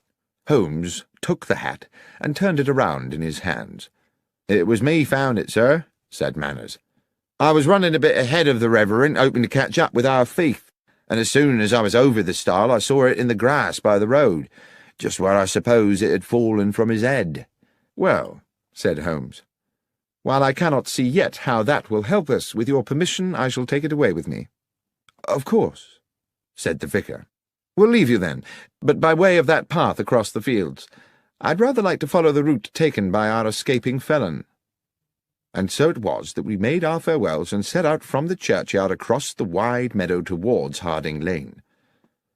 Although it had been a week since the church thief had fled, there remained a clear trail of white footprints across the entire width of the field. The path ended at another stile, which gave onto the shaded narrowness of Harding Lane. We calculated that to return to Hatchingham village we could go in either direction around the perimeter of the meadow. We took the route west along the Pincham Road rather than going east and back via the church. As we walked, my companion looked repeatedly this way and that, into the fields at the roadside, the patches of scrubland, and the bushes and trees. "If you note anything, you must let me know, Watson." And I agreed that I would. But the fields lay bright and innocent in the late afternoon air, and the trees were populated only by birds jubilantly enjoying the sunshine. Then, as we crossed a bridge over a gurgling stream, Holmes stopped halfway. "There's something there. Do you see?" He pointed to the bank of the stream, above which a hawthorn overhung the rushing water. "Something in that bush. A pair of somethings, unless I'm mistaken." We clambered over the balustrade of the little bridge and dropped onto the bankside. The hawthorn was thick, and even at close quarters my eyes were at pains to penetrate into its depths. Holmes, using a fallen branch the thickness of his arm, smashed his way into the bush. His soft cry of triumph told me he had found something, and he reached in and retrieved in one hand a large pair of leather boots. "What do you think, Watson? Is this or is this not the footwear of our thief?" "They're certainly large, those of a very big man, I should say, and there are white marks on the soles. Shall we see how they fit those prints on the church meadow?" "I think we can assume that much, Watson. But what would induce the villain to jettison his boots here?" "Perhaps," I said, "he thought he was still being chased, and knew that if he were caught wearing them he would be recognized straight away." "Equally suspicious if he'd been found with no boots at all," said Holmes, "though I suppose he may have carried a spare pair of shoes with him. Watson, it is fairly clear to me the thief is a local man. Why, unless he feared to be recognized, would he indulge in such an elaborate disguise? Let us go back to the Jolly Bulldog. That, after all, is where the locals like to congregate." In fact, on our return to the inn, we found John Hapton and Matthew Winslow, the parish committee men we had met earlier, having returned to, or perhaps never having left, the same table. As we sat down, Holmes placed beside him on the floorboards the pair of boots we had found in the hedgerow, causing the two gentlemen to look at them inquisitively. When Starkey, the landlord, arrived to serve us, the first thing he said was, "Your boots, gentlemen?" "Not ours," said Holmes. "We found them in a bush in Harding Lane." "Strange what some folks'll throw away," said the publican. "They looks in prime order to me." "Hardly been worn," Holmes replied, and then he asked, "Would these boots fit you, Mr. Starkey?" And seeing our companions on the nearby table watching, he added, "Or either of you, gentlemen?" "Not me, sir," Starkey replied, rather more amiably than I had expected. "I know my boots look weighty, but my feet ain't so big as you might think. It's just I'm subject to blisters." "But you find big boots help your blisters?" I asked, my experience of patients suffering with that condition telling me the opposite. "No, sir. To start the blisters, I need to put on 3 pairs of thick hose, so I always gets my boots well over my proper foot size." Then, rather sardonically, he said, "Thank you, though, for asking, sir." Mr. Hapton on the next table asked, "Do you mind me asking you, sir, what's your interest in boots?" Holmes said, "It's an investigation we are conducting in which boots have, well, some scientific significance." Then to me he whispered, as our neighbour turned away with a disbelieving grimace, "It's as I thought, Watson. We have our culprit." "Starkey? No, not Starkey. One of these—" and I indicated with my thumb the 2 men from the parish committee. "No, Watson." "Who, then?" "These boots, Watson, do you observe nothing untoward about them?" "No, not at all. They're practically new. They're of a large size. Apart from that, they are undistinguished." "On the contrary, my friend, I would say they were distinguished by a lack of paint." "I beg your pardon?"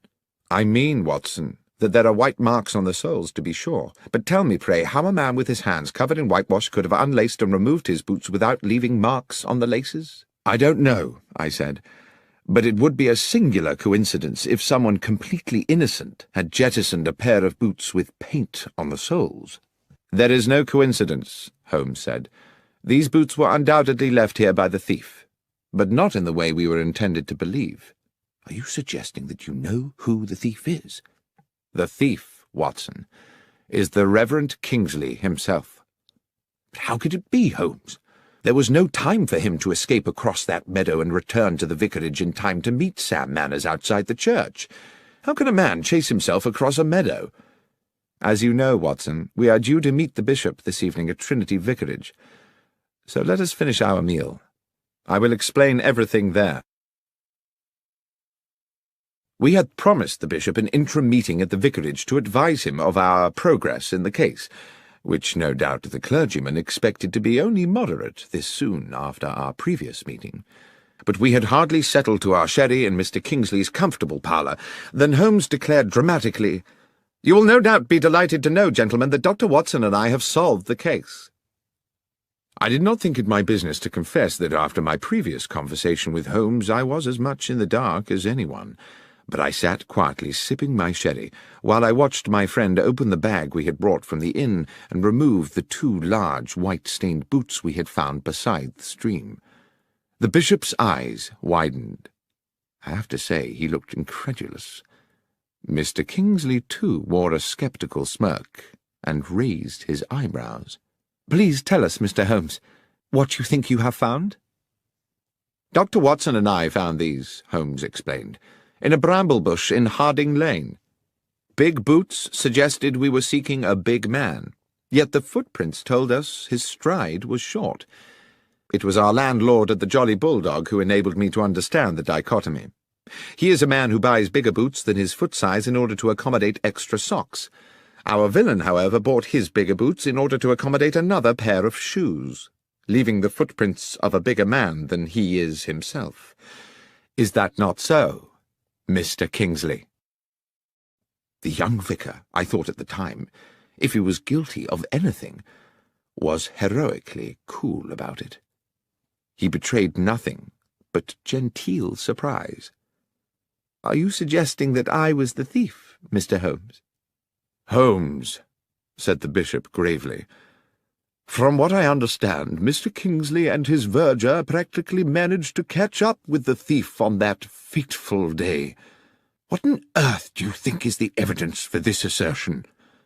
"My lord," Holmes said confidently, "Mr. Kingsley wished to embezzle the money raised by the sale of the Hatchingham Grail and decided to construct a piece of theatre which would deceive investigators. He not only invented the spectral man in the large-brimmed hat, he also on several occasions paraded in the hat and the high-collared coat and ensured that Mr. and Mrs. Manners caught a glimpse of him.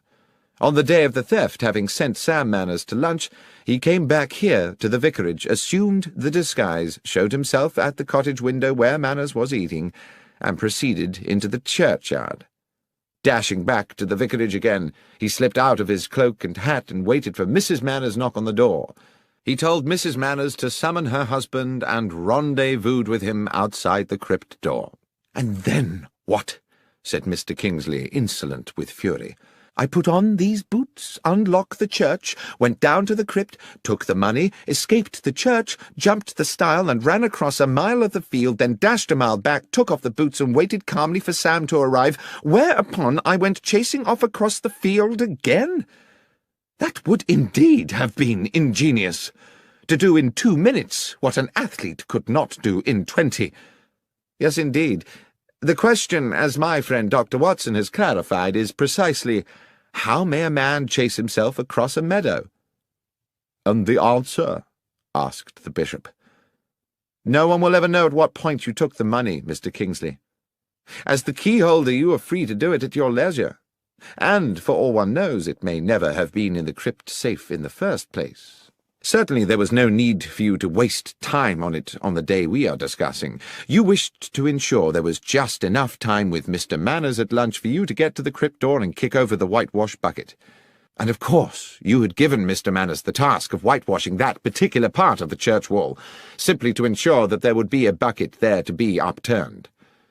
That was all you needed to do, because, and here is the thing, you had made the footprints across the field on the night before. You had also, I have no doubt, planted the boots in the hedgerow on the same occasion, making sure they had plenty of white paint on the soles. Foolishly, you forgot to daub a little on the shoe laces." At this point, the vicar dropped into a chair as though all resistance had suddenly fled him, and I believe that as Holmes proceeded, we all realized that he was now approaching a devastating conclusion. "At some hour of that night, Mr. Kingsley, having splashed so much whitewash on the underside of the boots that your hands were gloved with paint, you planted your white-printed trail along the footpath across the meadow to Harding Lane. Afterwards you dropped the wide-brimmed hat by the stile and jettisoned the boots in a bush further along Harding Lane. The trail of prints was therefore neatly in place for the deception next morning, and I dare say you were solicitous to keep Mr. Manners away from the stile, where he might prematurely stumble upon your, if I may so misname it, handiwork." "But one moment," said the bishop. "If Mr. Kingsley had dropped the hat the night before, how could he have been wearing it that morning?" "Well, of course, that's simple," said Holmes. "There were two hats. And finally, there was the question of the keys." "What question was that, Holmes?" I asked. "I don't recollect any mention of keys." "Precisely. There was a distinct absence of any such mention. Why?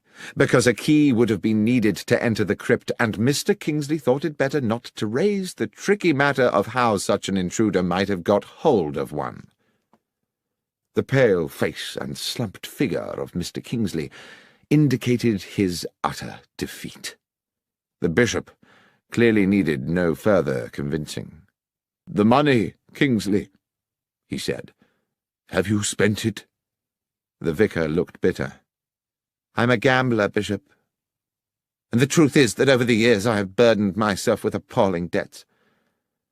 I started to use the church money bit by bit. I meant to return it one day when I had a big win, but money runs through my hands like water. There's little of it left." "Then it's a matter for the police," the bishop said, "and we must find a new vicar for Hatchingham. I fear that you, Mr. Kingsley, will for many years be the incumbent of a much dingier parish."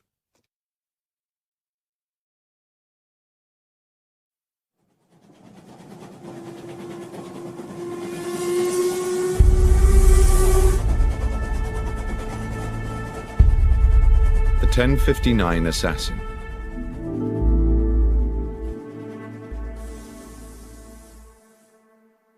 It is now well known that the investigations of my friend and companion Sherlock Holmes, which I have had the privilege to document over the years, represent only a small portion of his life's work. Many other cases have fallen into the obscure well of history. But nothing departs this world without leaving some trace or memory, and now and then an old story rears its head. So it was with the events of the Stovey murder. A letter came to Holmes one morning at our Baker Street apartment from Samuel Carpenter, an elderly publican at the Horse in Colours hostelry in the Kent village of Stovey.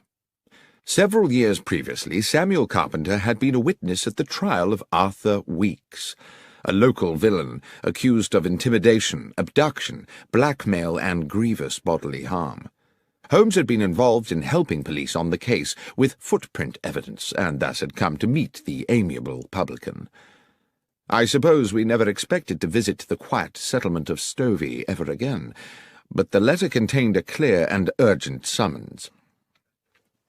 "Dear Mr. Holmes, you did say when we made our farewells 4 years ago that if ever there should be a day when I had need of your assistance, I was to write to you immediately.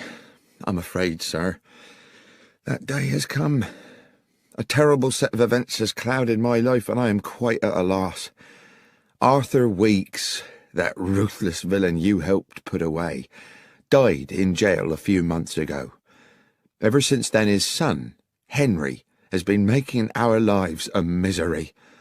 I found my dog Catcher shot dead in the field, and twice a dead fox in our water tank. I started getting letters threatening to burn down the inn, telling me I should one day wait in vain for my wife to come home. Terrible things, but all written anonymous. Then he brazenly come and drink at the inn as innocent as you like. Well, last week our son Jack told Weeks straight there, in front of all my customers, that he'd gone too far, and he'd better prepare himself for some serious consequences. I wish he had not done it. 2 days afterwards, Weeks was found shot through the head, and my Jack is now being arrested as a murderer. If there's anything you may be able to do, Mr. Holmes, please come immediately." I knew that Holmes had taken strongly to the publican, so it was hardly a surprise to me when he asked, as is his way, whether I had any pressing engagements over the next few days, and, when I said no, instructed me to pack immediately an overnight bag. Within an hour we were aboard a Kent-bound train. In Stovey village we took rooms at the Horse in Colours, and as soon as we were settled in, sat with our landlord at a table in the bar, where a large fire battled the chill in the air.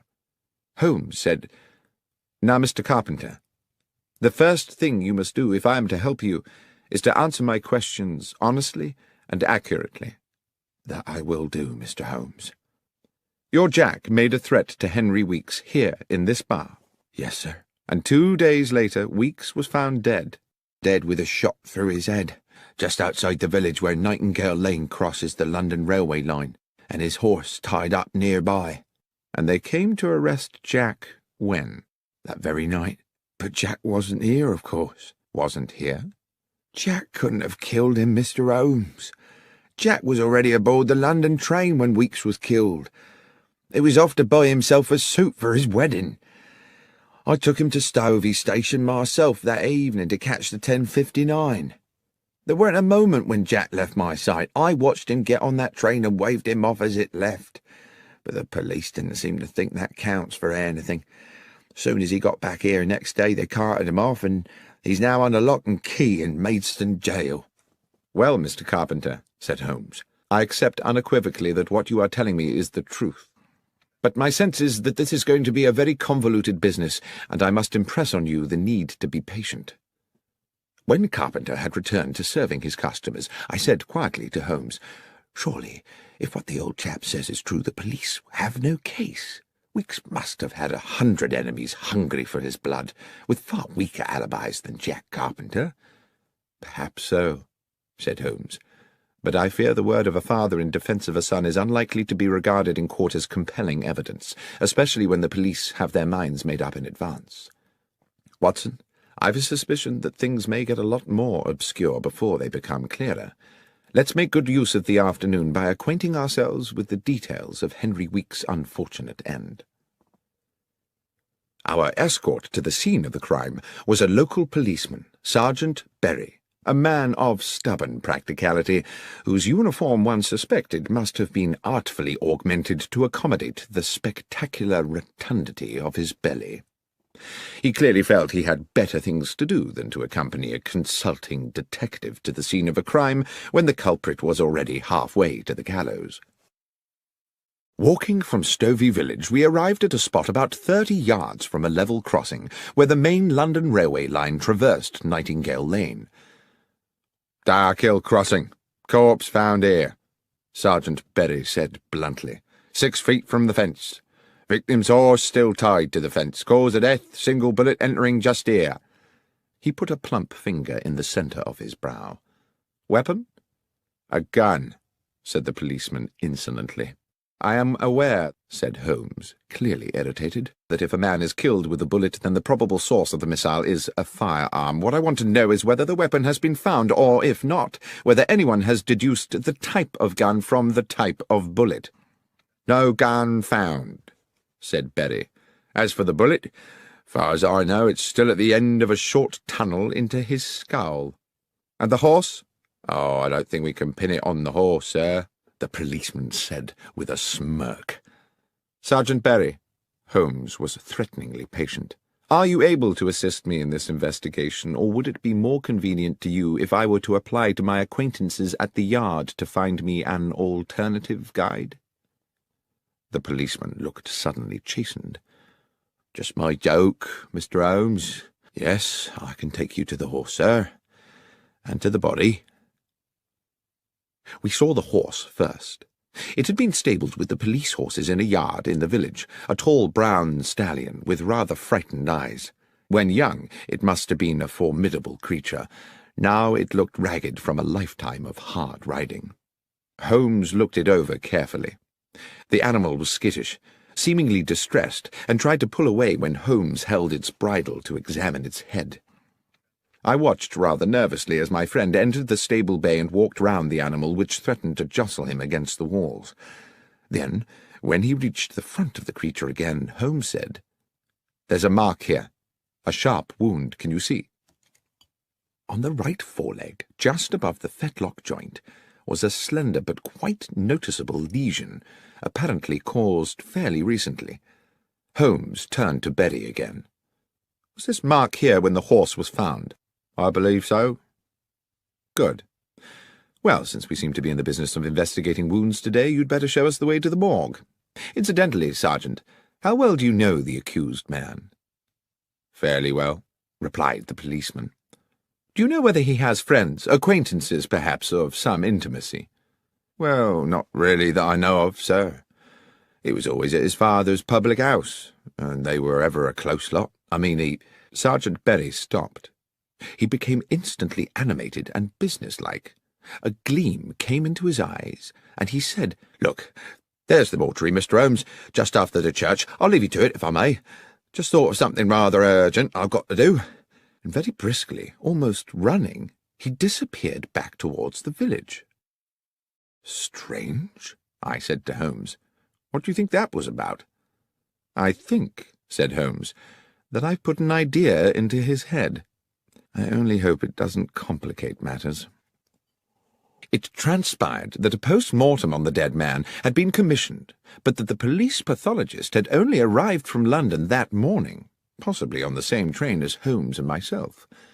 I knew Professor Yardley a little through my connection with St. Mary's Hospital in Paddington, and he was quite amenable to my assisting him with the matter in hand.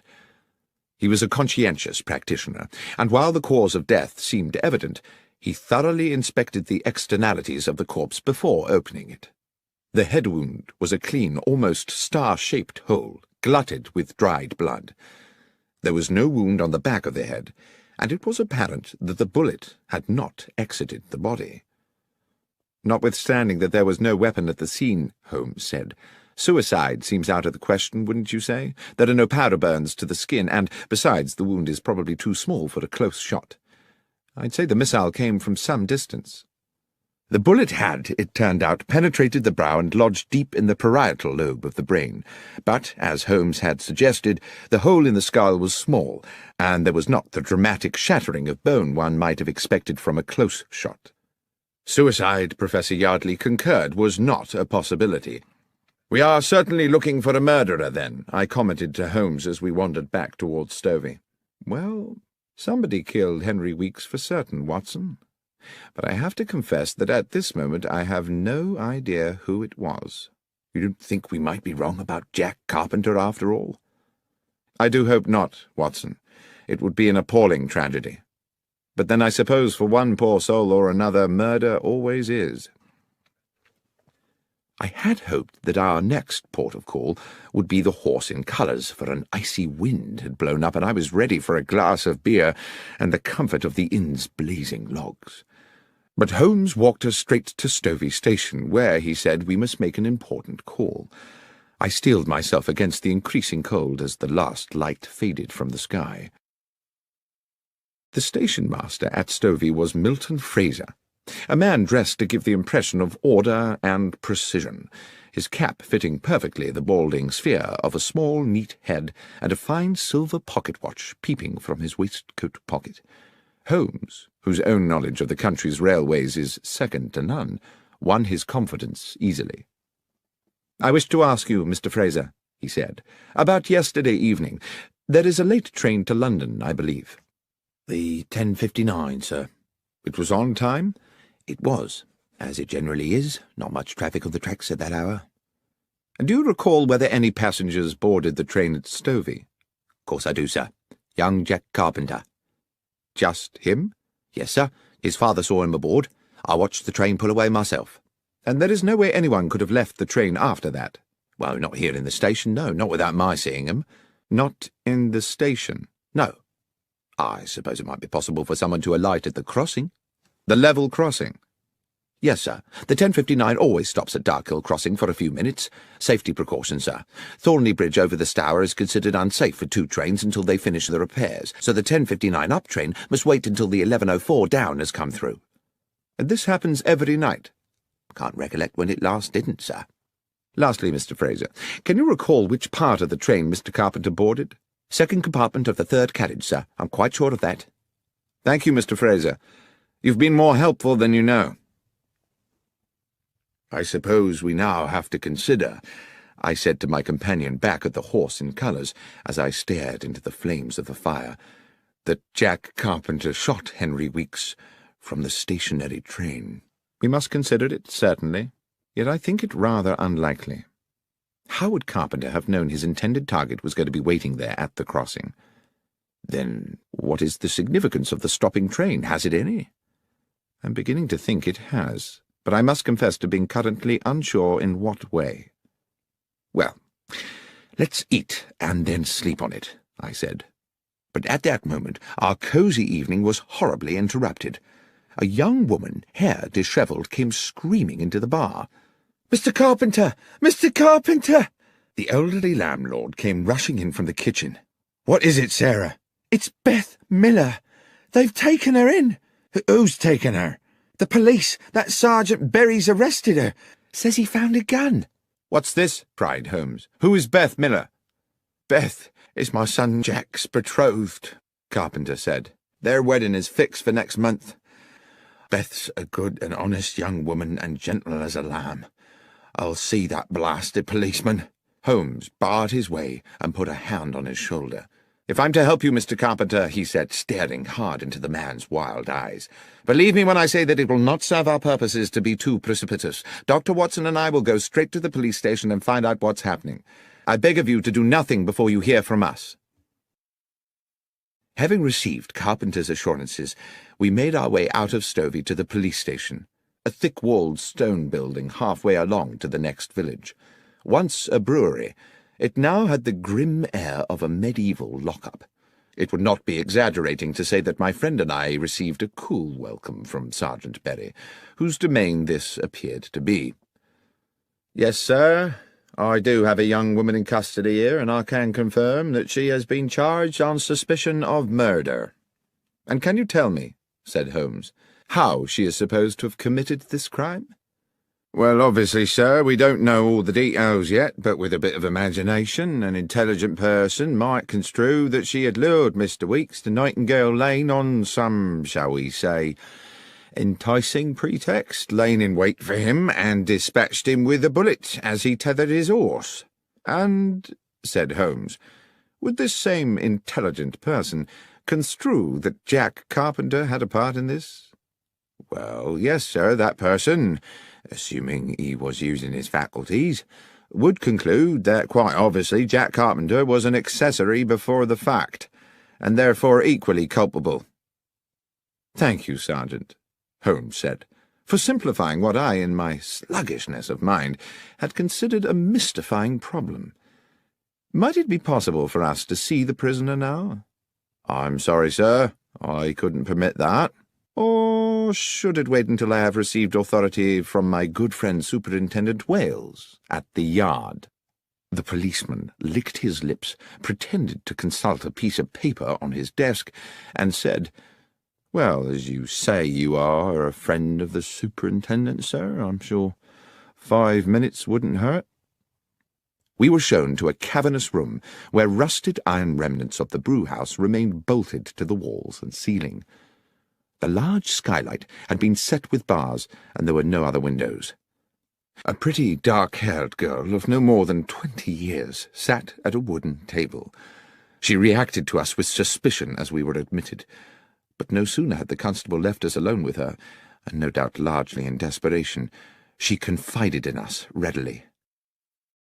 "Miss Miller, we have a limited amount of time," Holmes said to her, "and you must tell us everything you can about this business." "Yes, sir, I'll try. I think I may have done something foolish, sir." "Foolish?" "I think I were the first to find the body, sir, you see." "Well now," said Holmes, "I'd certainly not guessed that." "I'd planned to see my Jack onto the London train," she continued, "but we was held back at the farm delivering a calf, and I knew I was likely to miss him. The train usually stops by Dark Hill Crossing, so I thought if I cut along Nightingale Lane, I might be able to wave him off. But when I got there, the train was already disappearing across the bridge. Then, a stone's throw from the track, I saw a horse tied up to the fence, and something on the road beside it. When I got up close, I saw who it was. Henry Weeks, covered in blood, and next to him the gun." "And you picked up the gun?" I asked. "Yes, sir." "Why? Why did you not go directly to the police?" "Well, sir, because I recognised the gun. I meant to hide it somewhere." It were Jack's gun, you see." I failed to conceal my shock. "Jack's gun?" "So you took the gun," Holmes said, "because you thought Jack Carpenter might have killed Weeks?"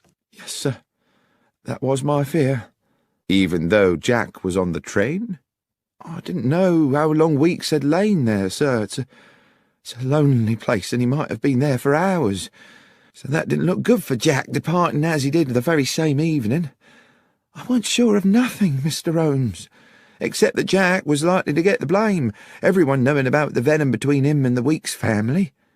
"And what," Holmes said, "did you do with Jack's gun?" "Wrapped it in my shawl, slung it on my shoulder, and took it home to hide it. But I was unlucky.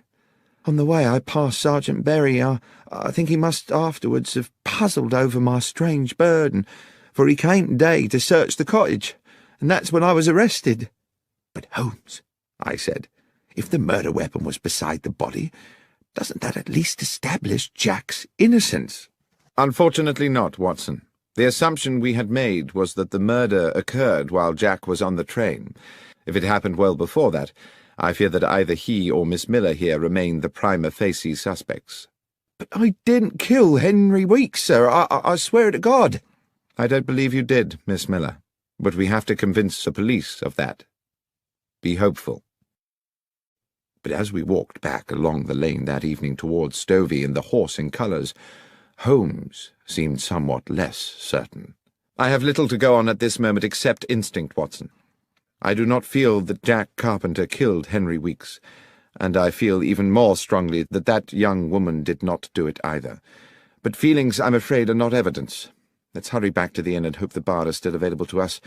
Then we can make an assessment of these matters in comfort." The inn was closed to customers when we arrived, but Mr. Carpenter hastily provided us with a bottle of whisky and some bread and cheese.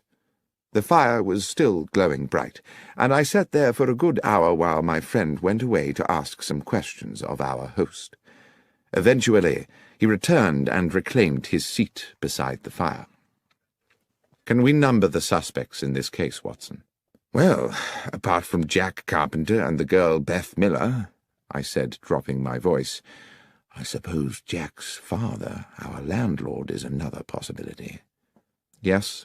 And since we know he saw Jack off onto the train, either he or his son would have needed to commit the murder some time earlier. But how early?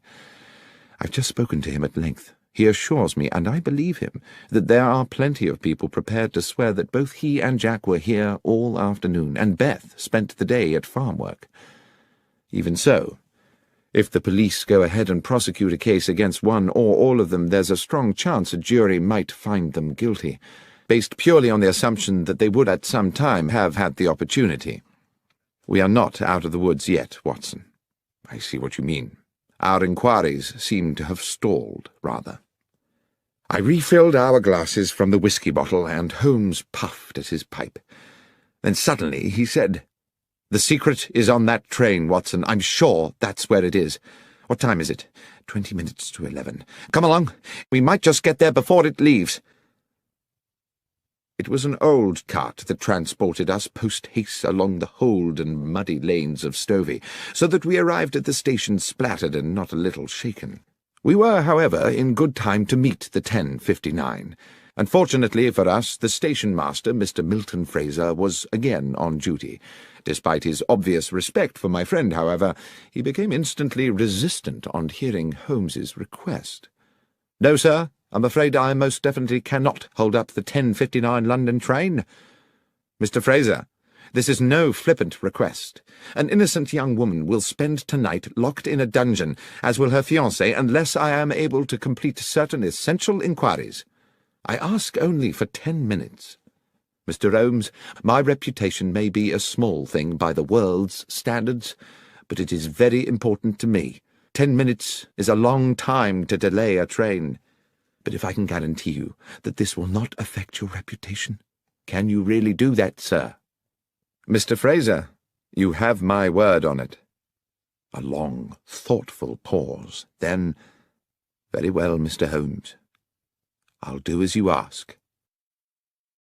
When 2 minutes later the great black locomotive hauled its clanking carriages into the station, Mr. Milton Fraser went straight to the footplate and had words with the engineer. A wave to Holmes and myself, who were some way along the platform, told us all was clear, and we boarded the train. Holmes went directly to the second compartment of the third carriage, which contained just one late passenger, an elderly gentleman sitting beside what I saw immediately to be the medical bag of a general practitioner. "If I may interrupt your peace and quiet, sir," Holmes said, and having outlined his reasons, asked, "Were you aboard this train last night?" "I was," said the older man. "I take this train pretty well every night. I'm a medical man with a practice in Newbury and a home in London." "Were you in this same compartment last night?" The elderly physician laughed. "Creature of habit, sir. Same compartment every night." "And do you recollect the young man who, I believe, got onto the train at this station yesterday?" "I do, as a matter of fact. He sat there, right opposite me by the window. Pleasant young man." "Good. Now, sir, the train stopped at Dark Hill Crossing a little way up the line. Do you recall anything unusual about that?" "Oh, it stops there pretty well every night, but, well, I do remember something, as a matter of fact. The train whistled, as it usually does, to see if the down train is close enough to respond. At just that moment, I remarked a small flash of light outside the train, like the sun reflecting off brass." "And the young man," said Holmes. "What was his response?" "He seemed as puzzled as I was. He said he knew the area and couldn't imagine what it could be." "Thank you, Doctor," said Holmes. He led me briskly from the train. "We have just 3 of our 10 minutes left before the train leaves, Watson, but I think it might just be enough."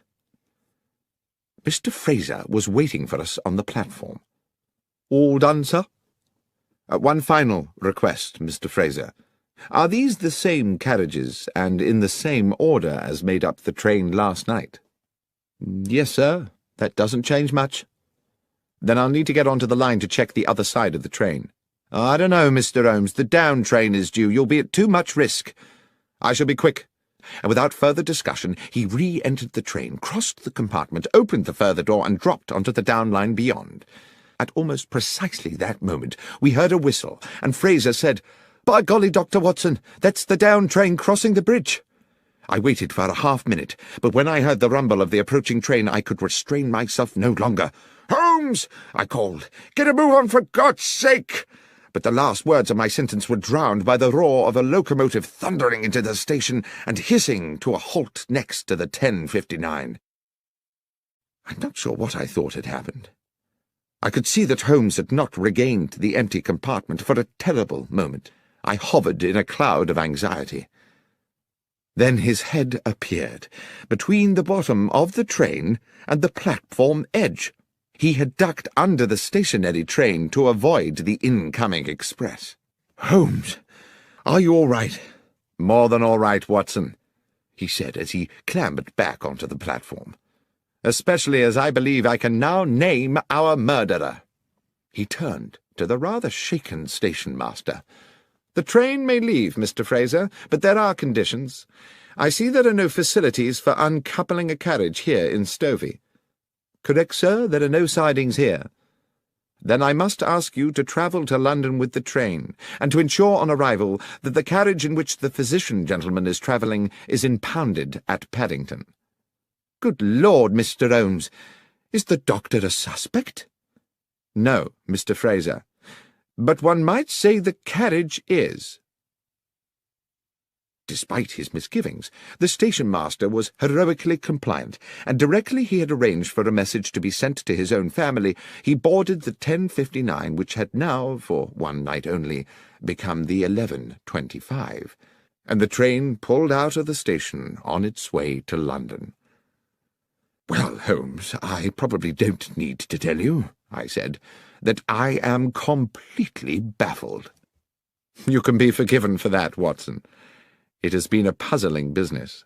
But you do intend to explain to me how a train carriage can be a suspect in a murder case?" I will explain everything when we get back to the Horse in Colours, but first I must ensure that Beth Miller is released from that appalling prison and spends tonight in her own bed. It was long past midnight when we sat again in the comfort of the inn. Though I had not been present when Holmes had put his theory before Sergeant Berry at the makeshift jail, he had clearly made a convincing argument, because Beth Miller had been immediately released and sat with us now at the rough-hewn table where Samuel Carpenter, bubbling with the turn in fortune, was proving very liberal with his best ale. "So, who was it, Mr. Holmes? Who was the murderer?" "Well, that's not as simple a question to answer as you might think," said Holmes. "The simple answer is that Henry Weeks was the murderer." "Do you mean it was suicide?" I said.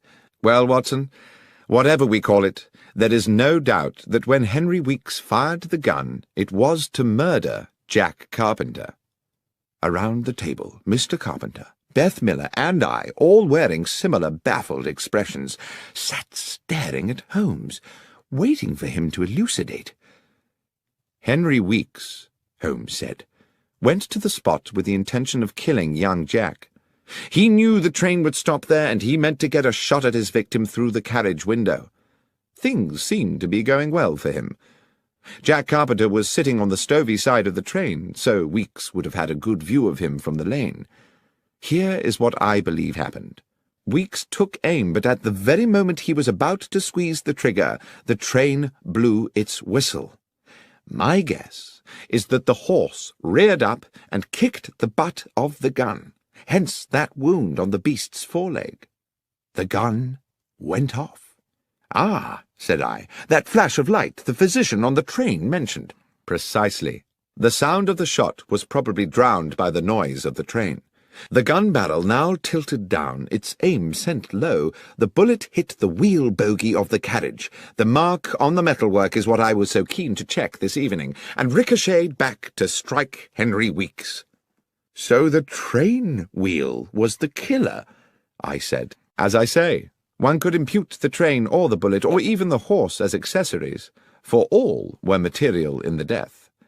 But the fact of the matter is that Henry Weeks, in a rather elegant example of poetic justice, inadvertently murdered himself." Holmes and I took the first train back to London the following morning, passing on our way out of Stovey Station the sight of Weeks's lonely death. "What put you onto it, Holmes?" I asked. "I suppose you could say, Watson, that human goodness put me onto it." "Not deduction, then?" "Samuel Carpenter, his son Jack, Beth Miller. Good people, Watson. We were, if my instinct about them was correct, distinctly short of homicidal candidates.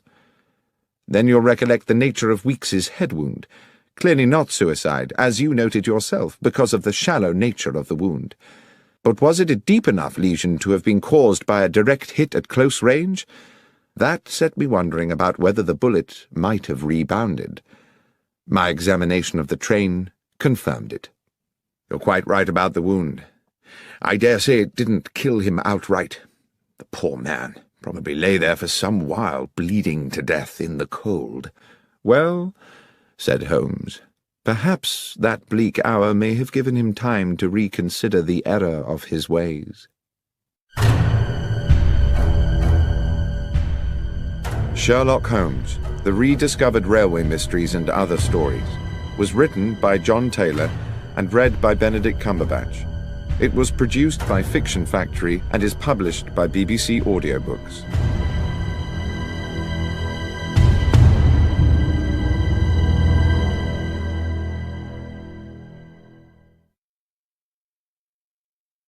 When I was young, it contained the treasures of boyhood, a catapult, a lump of beeswax, the carapace of a crab. For many years since, it has been the repository of an archive, admittedly a rag